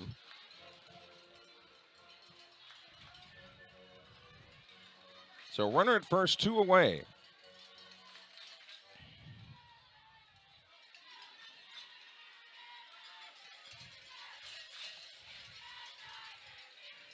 Here's Long now. High and away for Long. Halen Sanford has checked in tonight. Thank you for the kind words, buddy. It's good to be back in the saddle here tonight. High atop Larry Knight Field. The 1-0 pitch. Breaking ball is on the corner for a strike. Looking ahead to the Northeast Jones 5th. It'll be hitters 8, 9, and 1 for Andrew Knight should he come back out for another inning, and I suspect that he would. 1-1 pitch is a breaking ball, high, and again, easily down to second base is Phillips. Bobcats have taken advantage of their speed and quickness.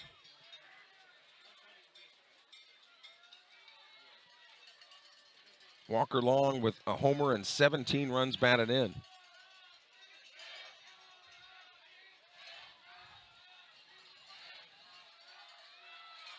Here's the 2-1. Swung on, fouled out of play.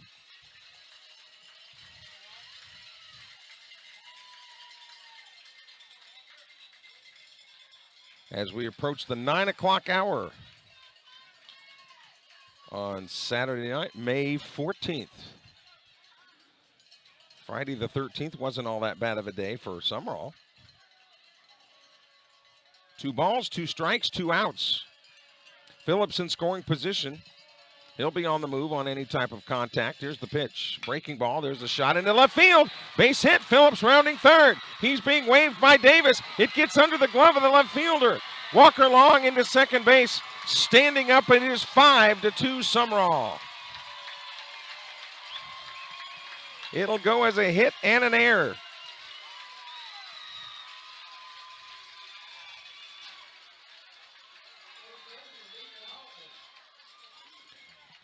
So a runner at second and 2 away.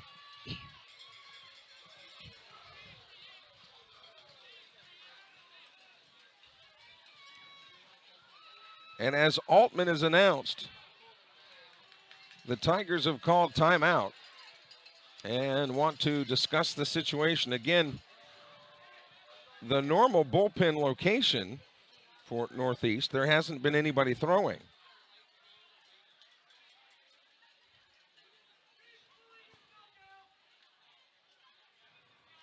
Orion Williams, we had said hello to earlier. Apparently you missed it, so we'll say hello again to you. Orion is watching from Jones County. He is a Northeast Jones Tigers fan.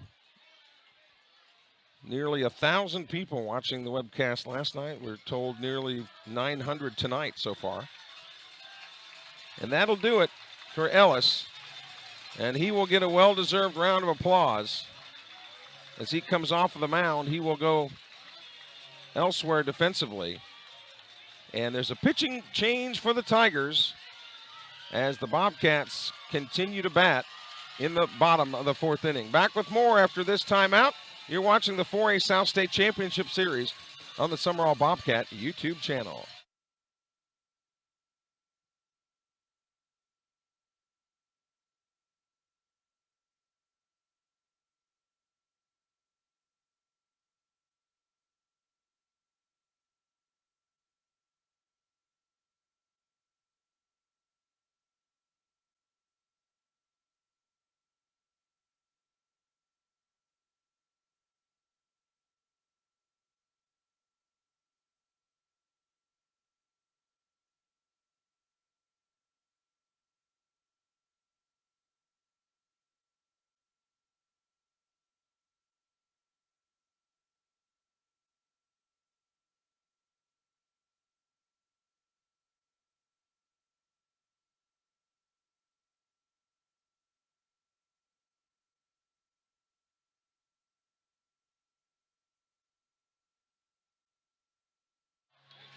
Ryan Harrington, who was the second baseman, has now come in to pitch. The righty takes over for Ellis here in the bottom of the 4th inning. Checking our text message tonight. Halen Sanford's mom, along with the Kitty Cats, are in the outfield by the scoreboard waving. I see that green balloon right there underneath the lamppost out there in right field. Well, the news is good. If you're a Sumrall fan tonight, the Bobcats lead it 5-2. And may not be done yet. Brandon Harrison has come in to run for Walker Long at second base. And it will be up to Ethan Altman at this point as he faces Ryan Harrington. Ryan, spelled R-Y-N-E. And I suspect he might have been named after former Cubs second baseman Ryan Sandberg. All the Kitty Cats out there waving to us out there by the scoreboard. Got some great seats out there. Glad to have you along. Harrington checks the runner. First pitch to Altman is a pitch outside, ball one.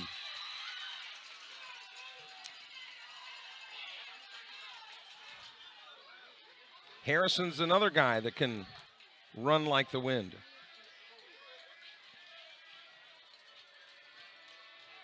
He's at second base. The 1-0 pitch. There's a strike. You know, when Little League coaches will draft these teams, lots of times they'll get these big kids that can hit home runs. And give me the athletic kids that can run and play about 5 different positions. I don't care if all they can hit are singles and doubles. If you put the ball in play and can run the bases, you can really put pressure on defenses. And that's what Sumrall has lived by the last couple of years. There's a strike on the breaker. Again, Sumrall not a big home run hitting team, but putting the ball in play, base running, and putting pressure on that defense has been their modus operandi.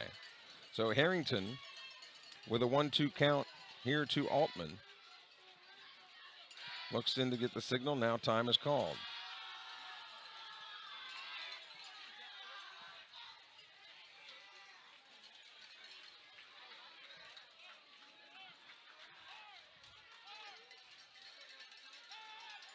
Throw to second base, and Harrison is back in time.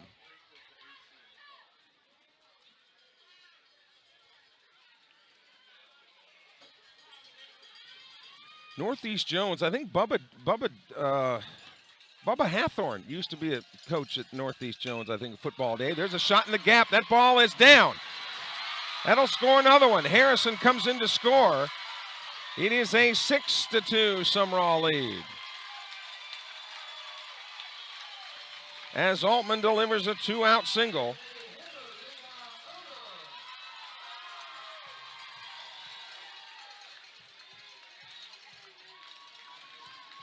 And here's Odom. He has singled and popped. He is 1 for 2. Sumrall has put across 4 here in the 4th.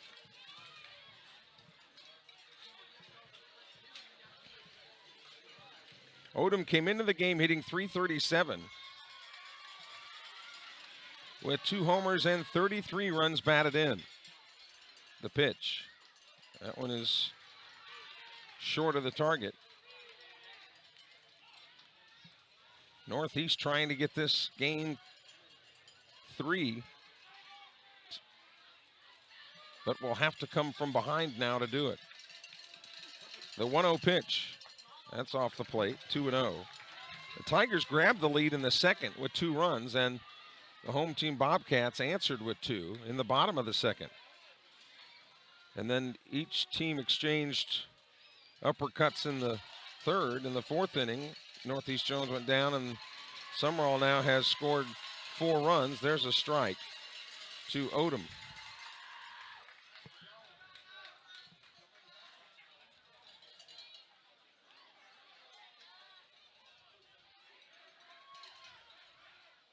Swing and a miss. Boy, he about air conditioned this place with that one. He was trying to put it out in the parking lot.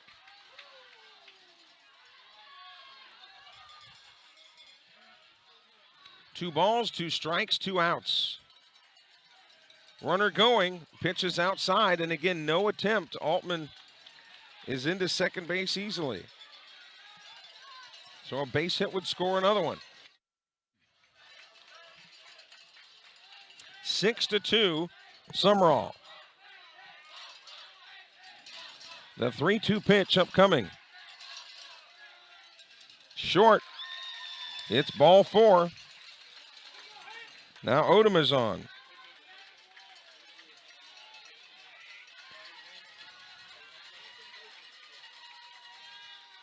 Four walks in the inning.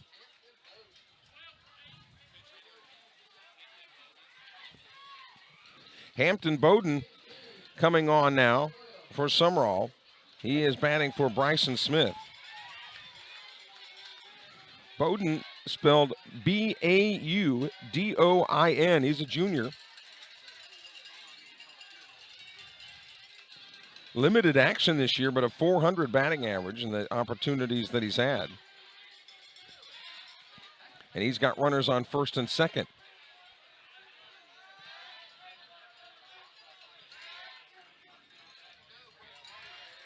Righty versus righty, the matchup and the pitch. That's low, ball 1. Bucky Bennett from Bucky's Deer Processing has checked in. Justin Bennett, Chad Martin, Perry Bounds, Logan Baumgartner.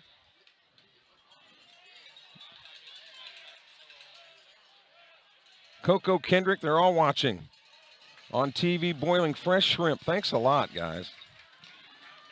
They're enjoying all that good shrimp. Of course, I've got the best seat in the house, but some of that shrimp would hit the spot right about now. Bowden with a 2-0 count. He may be on the take until he gets a strike. No, swinging away. That was a good pitch. And he had a good rip at it. 2-1 the count to the junior.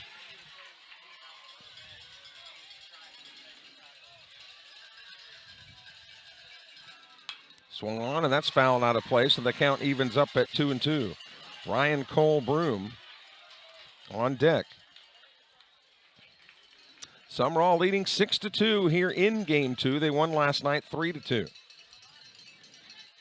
Have lost one game this year to the Greene County Wildcats. The 2-2 pitch. Swung on, fouled again out of play to the right side. Having some good cuts here. You know, depending on how this season ends, if the Bobcats were to win state and have just one loss in the entire season, that'll be a trivia question in 25 years. Who was the only team to beat them that year? There's a strike. Bowden is out, but the Bobcats come up with 4 in the bottom of the 4th inning. Just 3 hits, but they put across 4 runs. We go to the top of the 5th inning. Andrew Knight comes back to the hill, and the Bobcats lead at 6-2. Back with more in a moment. You're watching the South State 4A High School Baseball Championship Series on the Sumrall Bobcat YouTube channel.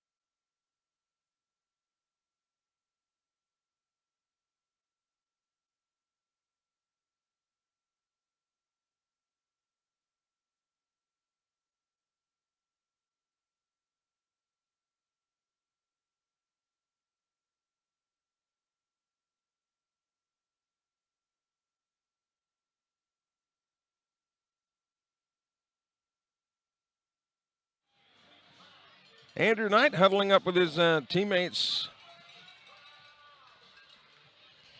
And he will face hitters 9, 1, and 2.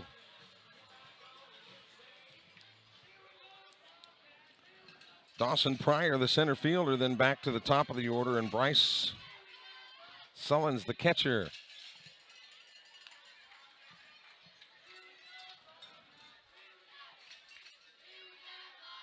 Righty versus lefty, the matchup. The first pitch is outside, ball 1. Andrew Knight had to sit a while, and sometimes it's really tough for a pitcher to take that, to have that much time on the bench. You tighten up just a little bit, and he's behind in this count, 2-0 now.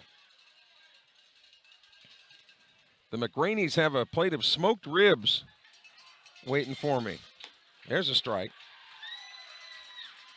Only problem is they're, McRaneys, they're kind of like Carmen Sandiego. You don't know where they are from time to time. They're running from the law, no doubt. 2-1 pitch, swing and a miss. We talked earlier about how Ellis had to feel rejuvenated when his teammates got him 2 runs in the top of the second. Well, Knight's teammates go and get him 4. And man, there's a fastball strike on the corner that froze prior, and he's down on strikes. So 1 away in the 5th, and here comes Bryce Mullins. Mullins, the catcher, has lined to left. He has flown to right. First pitch to him is a swing and a miss. Andrew Knight looks like he's feeling it now after that one split the plate. He kind of nodded his head like, I've got this now. And he's ahead in the count, 0-2. Zach Dice, the Northeast first baseman, is on deck. The 0-2. That one missed away. Knight almost working like he's got an appointment tonight at 10 o'clock or whatever. He is working quickly. The 1-2 pitch. Swung on. That's right off the fist. A little slow roller. Will be taken unassisted by Altman at first base, and there's 2 up and 2 down.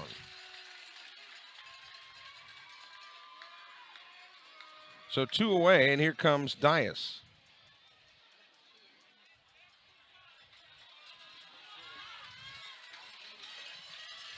Well, check that.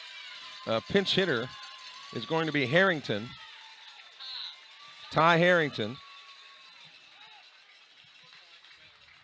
So producer engineer Jeremy Thompson hears about the ribs, and he goes down and gets a plate full of some goodies down there. So here's Ty Harrington.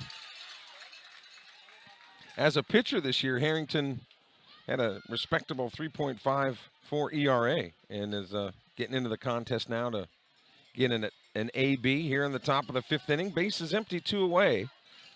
Sumrall protecting a 6-2 lead here in game 2. First pitch to Harrington is a strike.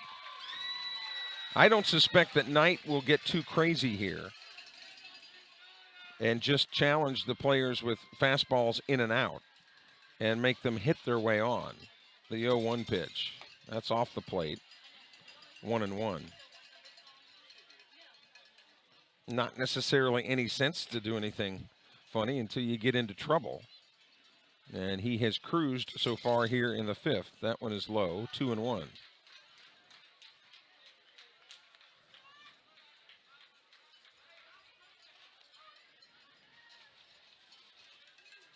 His oldest brother, Austin, of course, was a catcher in Oxford, now coaching, I think, at East Carolina, isn't he? Next brother, Alex. Here's the 2-1. That's fouled out of play, evening the count at 2-2. Alex was an Argonaut at West Florida, where he pitched. Had some arm issues, which what pitcher doesn't at some point in their life? And now Andrew the baby. Here's the 2-2 pitch. Swing and a miss. He struck him out. The Tigers go up and down in order in the 5th. We go to the bottom of the 5th here in Lamar County. It's Sumrall 6, Northeast Jones 2. Back with more in just a moment.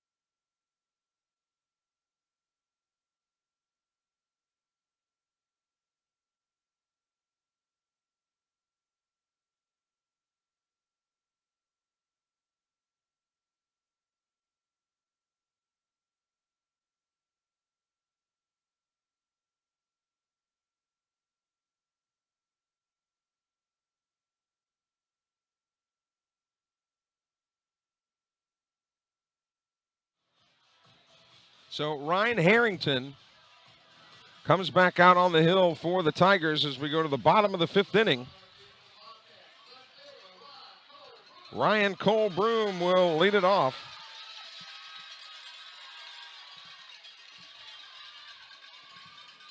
Followed by Hayes Rayner and then Cade Dito. Sumrall 6 outs away from another trip to Pearl in hopes of bringing home the Pearl. In this case, the 4A championship trophy. Pontotoc has beaten West Lauderdale tonight, 3-2. So Pontotoc leads that best-of-3 game series, 1-0. But again, game 2 of that series I don't think is scheduled until Tuesday. That misses. High, 2-0. And the 4A state championship series would not be this coming week, but the week after, or the weekend of Memorial Day. So again, the winner of this series would have to wait 10 days before they got back on the field to play. There's a strike. Broom has reached on an error, walked and scored. Officially 0 for 1.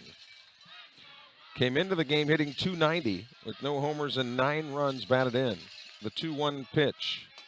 Checked his swing and a pitch that was high.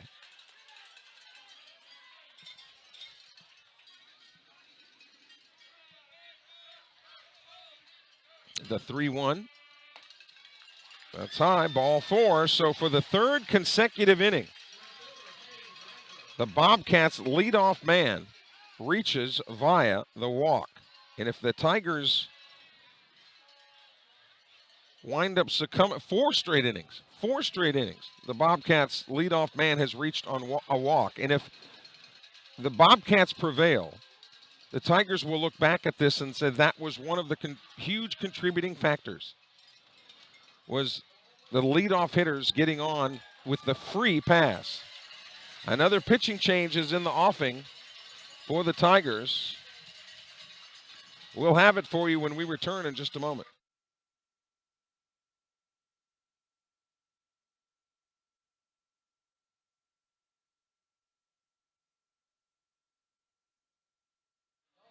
Now Dawson Pryor, who started in center field, he will come in to pitch. Dawson Pryor, the lefty.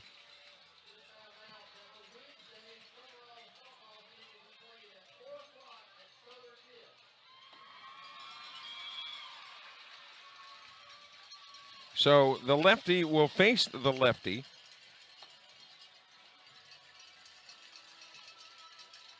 Dawson Pryor to face Hayes Rayner.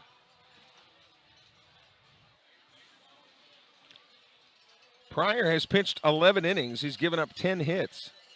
He has walked 8 and struck out 11.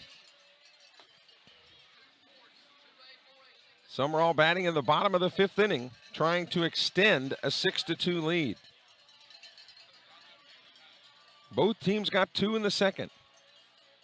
But Sumrall came up with 4 in the 4th and have their leadoff man aboard here in the 5th. The Bobcats 32-1. Looking to go 33-1.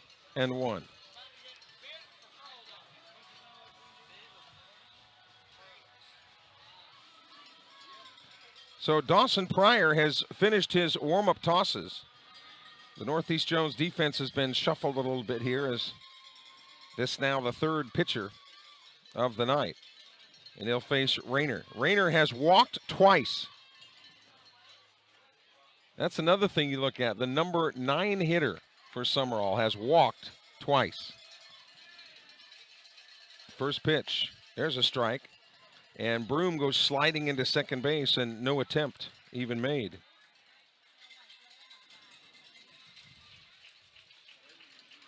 When they put the man in motion, lots of times you'll take the bat out of the hitter's hands to try to avoid the line drive double play.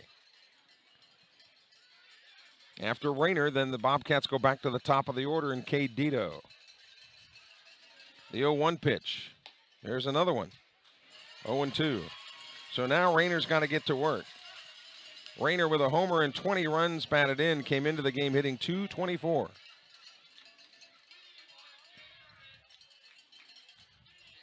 His little brother, part of the travel team called the Crush in the Sumrall area. 0-2 pitch, that's inside. 1-2. Nobody out here in the bottom of the fifth.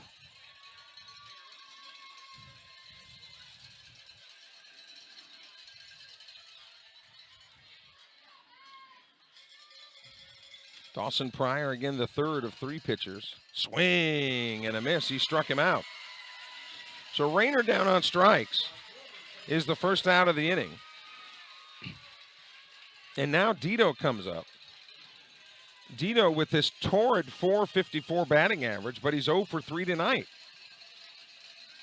He has popped out and grounded to short twice. He's looking for his first hit of the night. First pitch to him is right down the tube for strike 1. Both fan bases have kind of settled in here now, as the Bobcats, for the time being, in the driver's seat.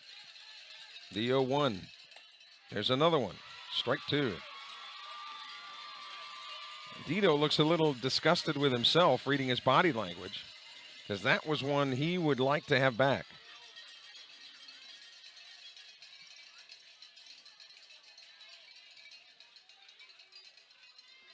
Catcher being shaken off twice.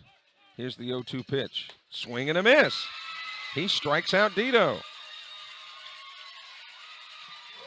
So 2 away, and here's Landon Holloman.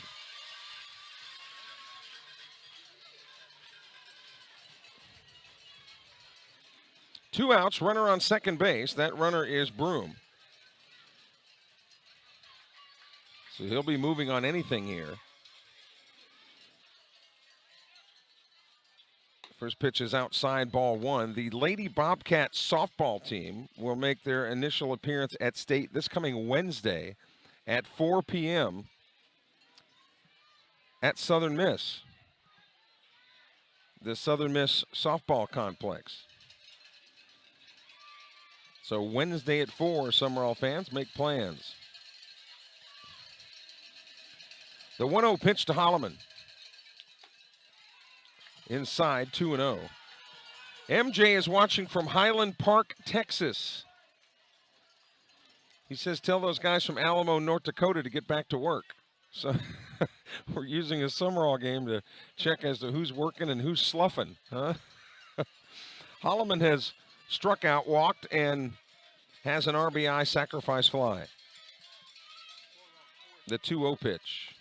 There's strike 1 on the corner. Dawson Pryor, the left-handed center fielder, has come on and pitched well for the Tigers here in the 5th. The 2-1 pitch just missed. Sullins wanted that one, tried to frame it, just missed it outside, 3-1. Should Holloman reach, then Marshall Phillips would come back up.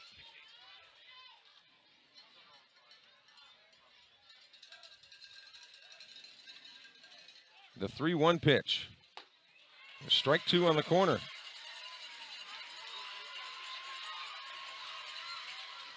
So the count fills at 3-2.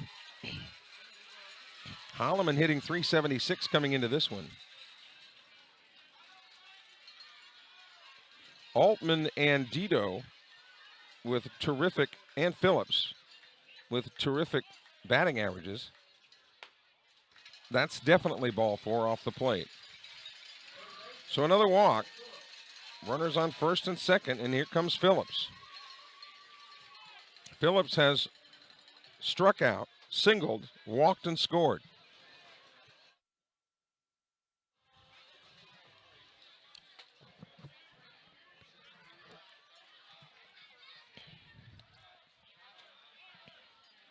First pitch to him is way off the plate. And again, they're going to be careful with Phillips. It's a 6-2 game, but you give one that's up just a little bit and across the plate. Phillips can yank it out of here quickly. Again, very quick hands, very strong. That was fouled into the net. 1-1. Walker Long, the Sumrall catcher tonight, is on deck.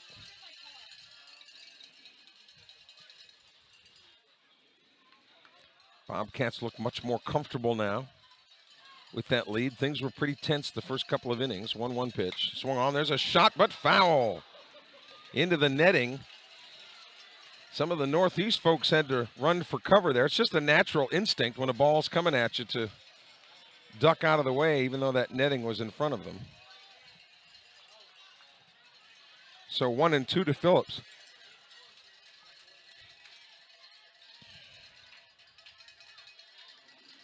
Old Marsh, Wilson Phillips. The 1-2 pitch. Swing and a miss. He struck him out. And that's it for the Bobcats in the fifth. We've completed 5 here in Sumrall tonight. It's the Bobcats 6, the Tigers 2, back with the 6th inning in just a moment. You're watching the South State 4A High School Baseball Championship Series on the Sumrall Bobcat YouTube channel.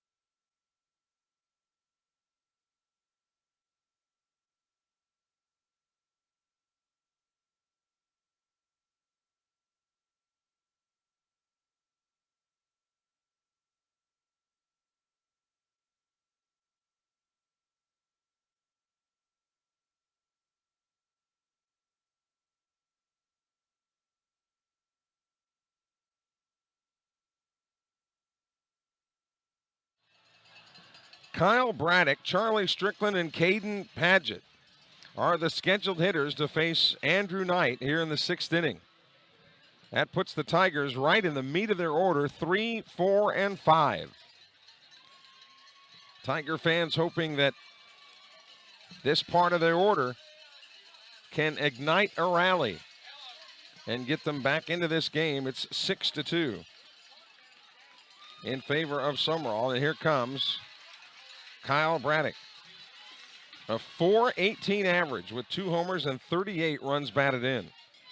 About every all-star team in the area has this guy a part of it, and deservedly so. The first pitch from Knight is an off-speed pitch that missed high, ball 1.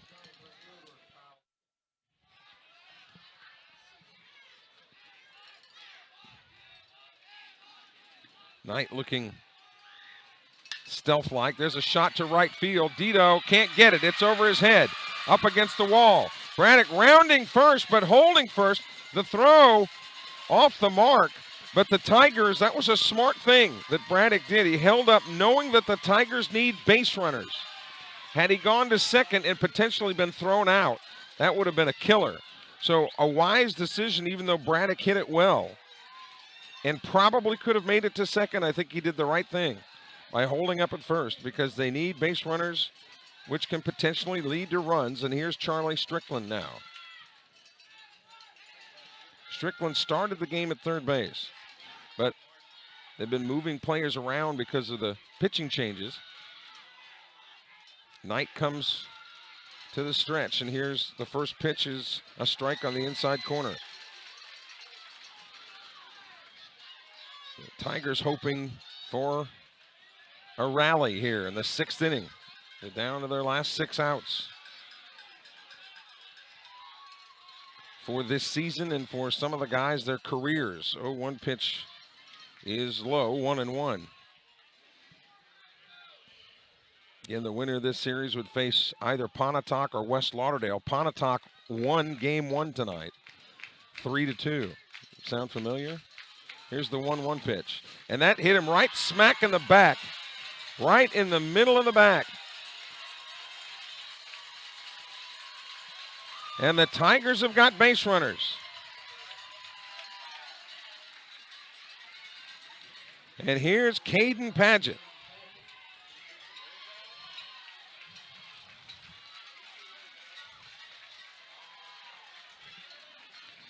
Caden Padgett, a freshman, in a key situation here for Northeast. Runners on first and second, nobody but nobody out. Knight peering in to get the sign. And here's the pitch. Too high, ball 1. So what a career does Padgett have in front of him as a freshman? Starting on the varsity team here on the big stage with the brightest lights. And he's got runners on first and second. Tigers fighting for their lives here. The 1-0 pitch. That one gets away. Can't find the ball. Runners advance to second and third. It was Altman that had to scamper over to first base. Long could not find the baseball. And all of a sudden, the Northeast Jones crowd, which had flatlined essentially an inning ago, has now picked up a pulse. Runners on second and third and nobody out.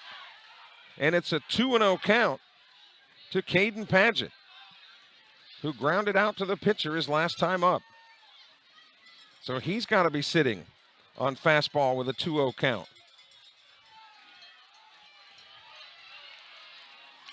The plot thickens. How will this drama end? The 2-0 pitch. Swing and a miss. Knight challenged him with a heater, and he couldn't catch up with it. A senior against a freshman here. Knight for the Bobcats. Padgett for the Tigers. Knight pitching on a field named after his father. Here's the 2-1. Swung on, right back to Knight. Freezes the runner at third and goes to first. Well done by Andrew Knight. Had the runner broken for the plate, he probably would have tried to get him in a rundown. That was played as well as you can play it. 1 out with runners on second and third. Padgett hit it well. Knight was able to spear it and make the play. And here's Purdue. With runners on second and third and 1 out. First pitch to Purdue is a strike on the outside corner, right at the knees. Very subtle, and if you're not looking for it, you probably wouldn't even notice. But if you're watching, watch what happens when Walker Long throws the ball back to the pitcher Knight. That's outside. Watch Landon Holloman. You see him come in there right behind the pitcher? That is heads up hustle baseball. In case the ball is thrown errantly, he would be right there to defend it, particularly with runners in scoring position. The 1-1 pitch. That's outside, 2-1. And see, Holloman does that every time. And that's heads up. And you can run a lot of miles just doing that. So let that be a lesson to you younger players.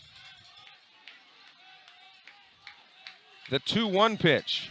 Swing and a miss. Knight has just been challenging him with pills, with the heaters, and saying, here it is, hit it. 2 balls, 2 strikes. Knight comes set.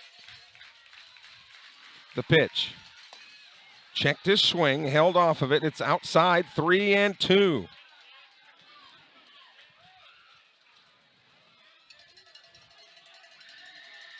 The designated hitter, Jess Herron, is on deck.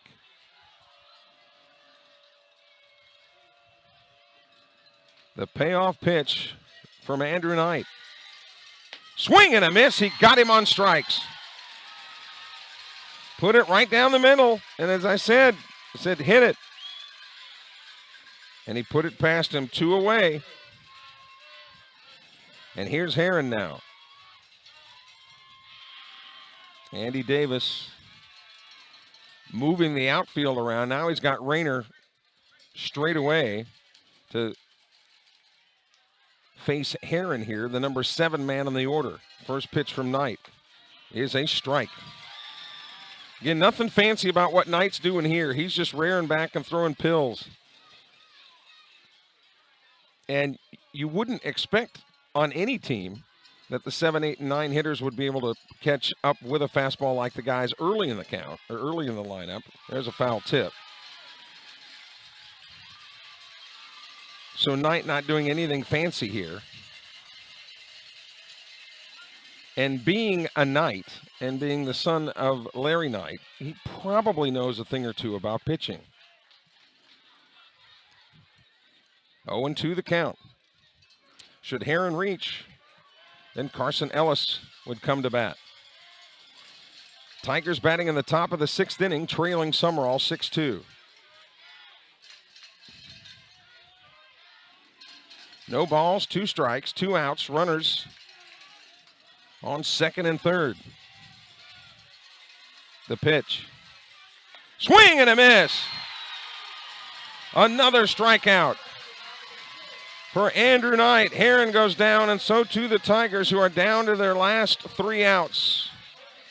2 men left on base. We go to the bottom of the 6th inning here in Sumrall. It's the Bobcats 6, the Tigers 2. Back in just a moment.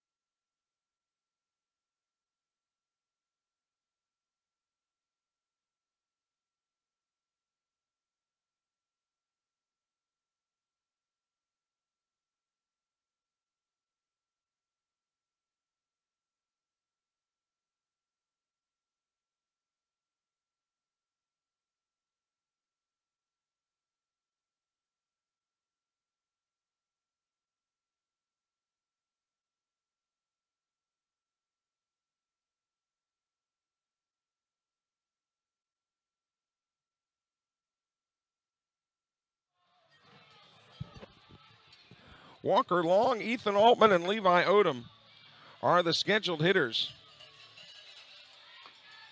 for Sumrall here in the bottom of the 6th inning, as they will face Dawson Pryor for Northeast Jones. We thank all of our sponsors who have made the webcast possible during this 2022 campaign. And again, if you find yourself in needs of goods and services that these merchants provide, we hope that you will patronize them and thank them for making Sumrall baseball available on the World Wide Web. And to those of you that contributed to the new high-def computer, we thank you for your generosity, and that will bring Sumrall baseball, keep Sumrall baseball in razor-sharp focus for years to come. So here's Walker Long. He's been hit by a pitch. He struck out. He singled and has scored twice. He's scored 2 of the 6 Sumrall runs. There's a strike. He didn't, to be specific, because he was the catcher, but McNair, who ran for him, actually plated those runs. The 0-1 pitch. That's inside, 1-1. Walker Long came in hitting .325 with a dinger and 17 runs batted in.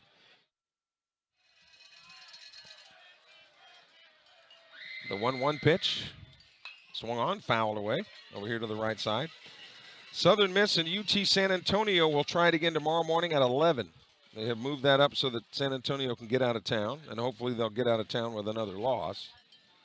And Southern Miss would then be 1 game away, I think, from clinching the Conference USA regular season championship. Today was a big win for the Eagles.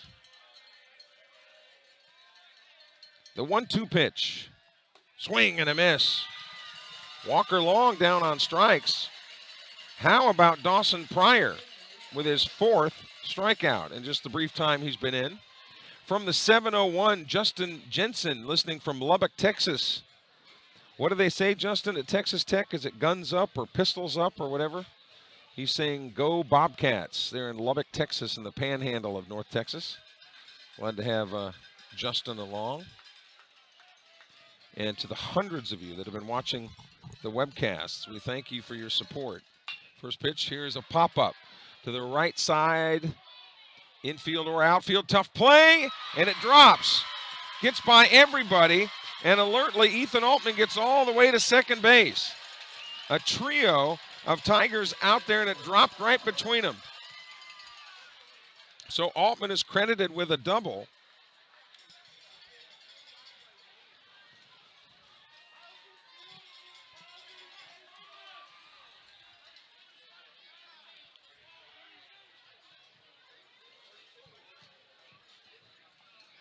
So a 1-out double. Clinton will come on to run for him. And here's Levi Odom. Levi has singled and scored. He's popped out and walked. Boy, that's a tough out. You know, as a coach, you sit there and go, look, anything that's hit in the air, you gotta catch it. You gotta make, that's the easiest out on the field, is to make a catch. But when it drops right between 3 of you, and the Tigers were hustling to get it, all 3 of them, and it was just one of those things. The pitch to Odom is off the plate, ball 1.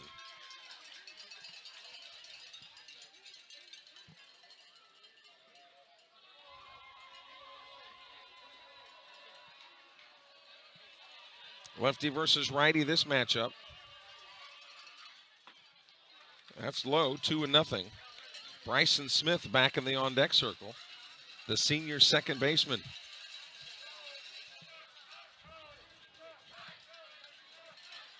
So he can be sitting on fastball here in 2-0. Swung on, and he was, and fouled it away.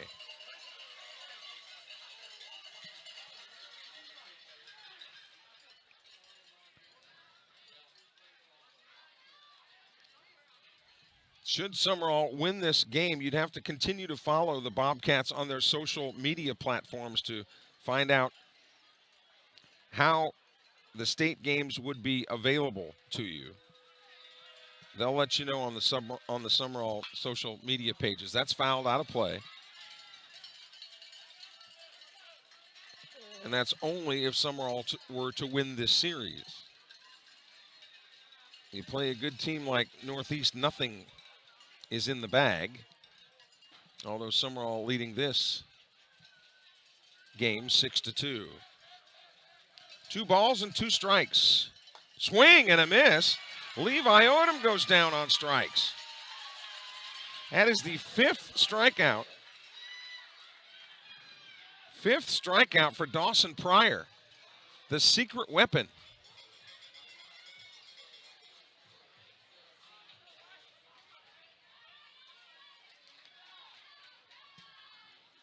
So here's Bryson now. Checking the runner. First pitch swung on. There's a shot up the middle. Base hit. Bryson Smith delivers a 2-out single.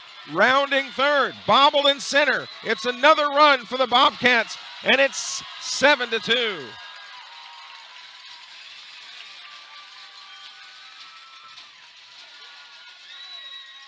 So Bryson Smith delivers an RBI single.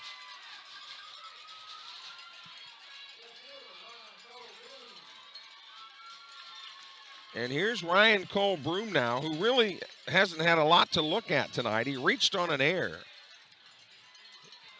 walked twice, scored one of those times. Sumrall batting in the bottom of the 6th inning. They appeal third. And the runner missed third base.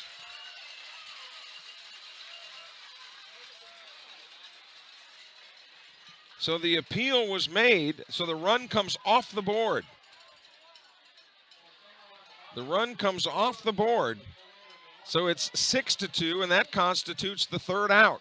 So the Bobcats come out for 3 more outs. 3 more outs between them and another shot at the state championship. We'll have it for you when we return in just a moment.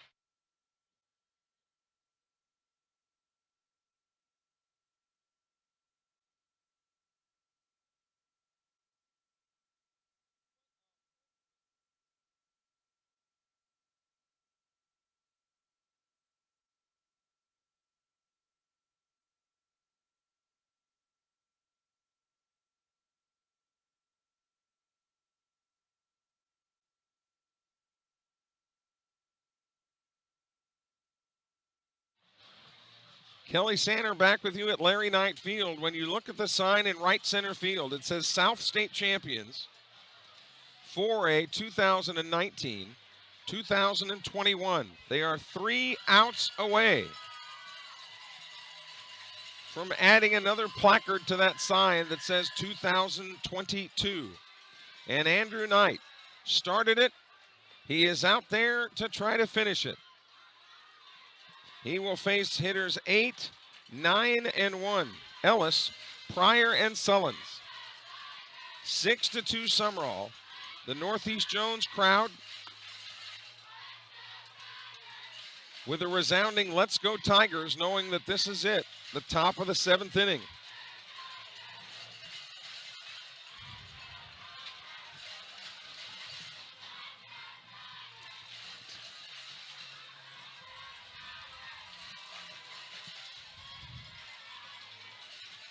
So here's Ellis, who started out the game on the hill.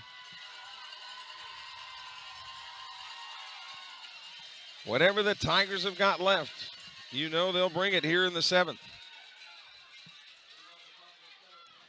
Knight focused. The first pitch to Ellis is a fastball on the corner.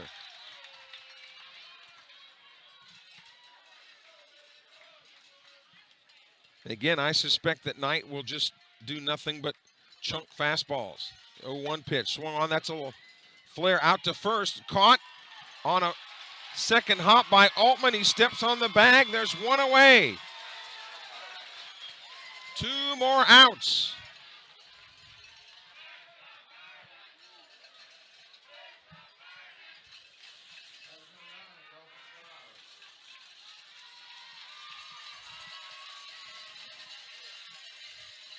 And here's Pryor. First pitch to him is outside, ball 1. Andrew Knight wants to finish what he started. 6 runs, 6 hits, 1 error for Sumrall. 2 runs, 3 hits, 3 errors for Northeast. Swung on, it's popped up. Right side of the infield, shallow outfield. It will be Dito to take it in right field. 2 up and 2 down. The Bobcats 1 out away from another trip to state. But they go back to the top of the order. Bryce Sullins. Righty versus righty this matchup. The Sumrall fans ready to celebrate. The first pitch from Knight, swing and a miss.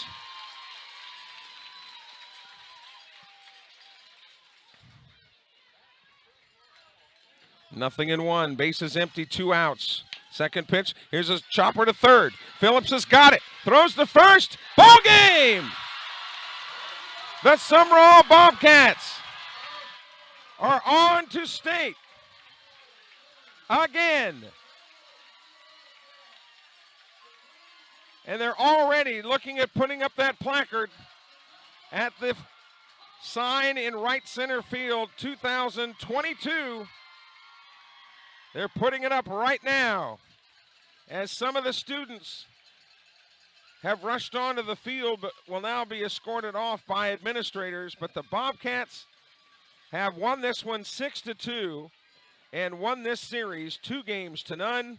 So the Sumrall Bobcats will go on to state to face either Pontotoc or West Lauderdale.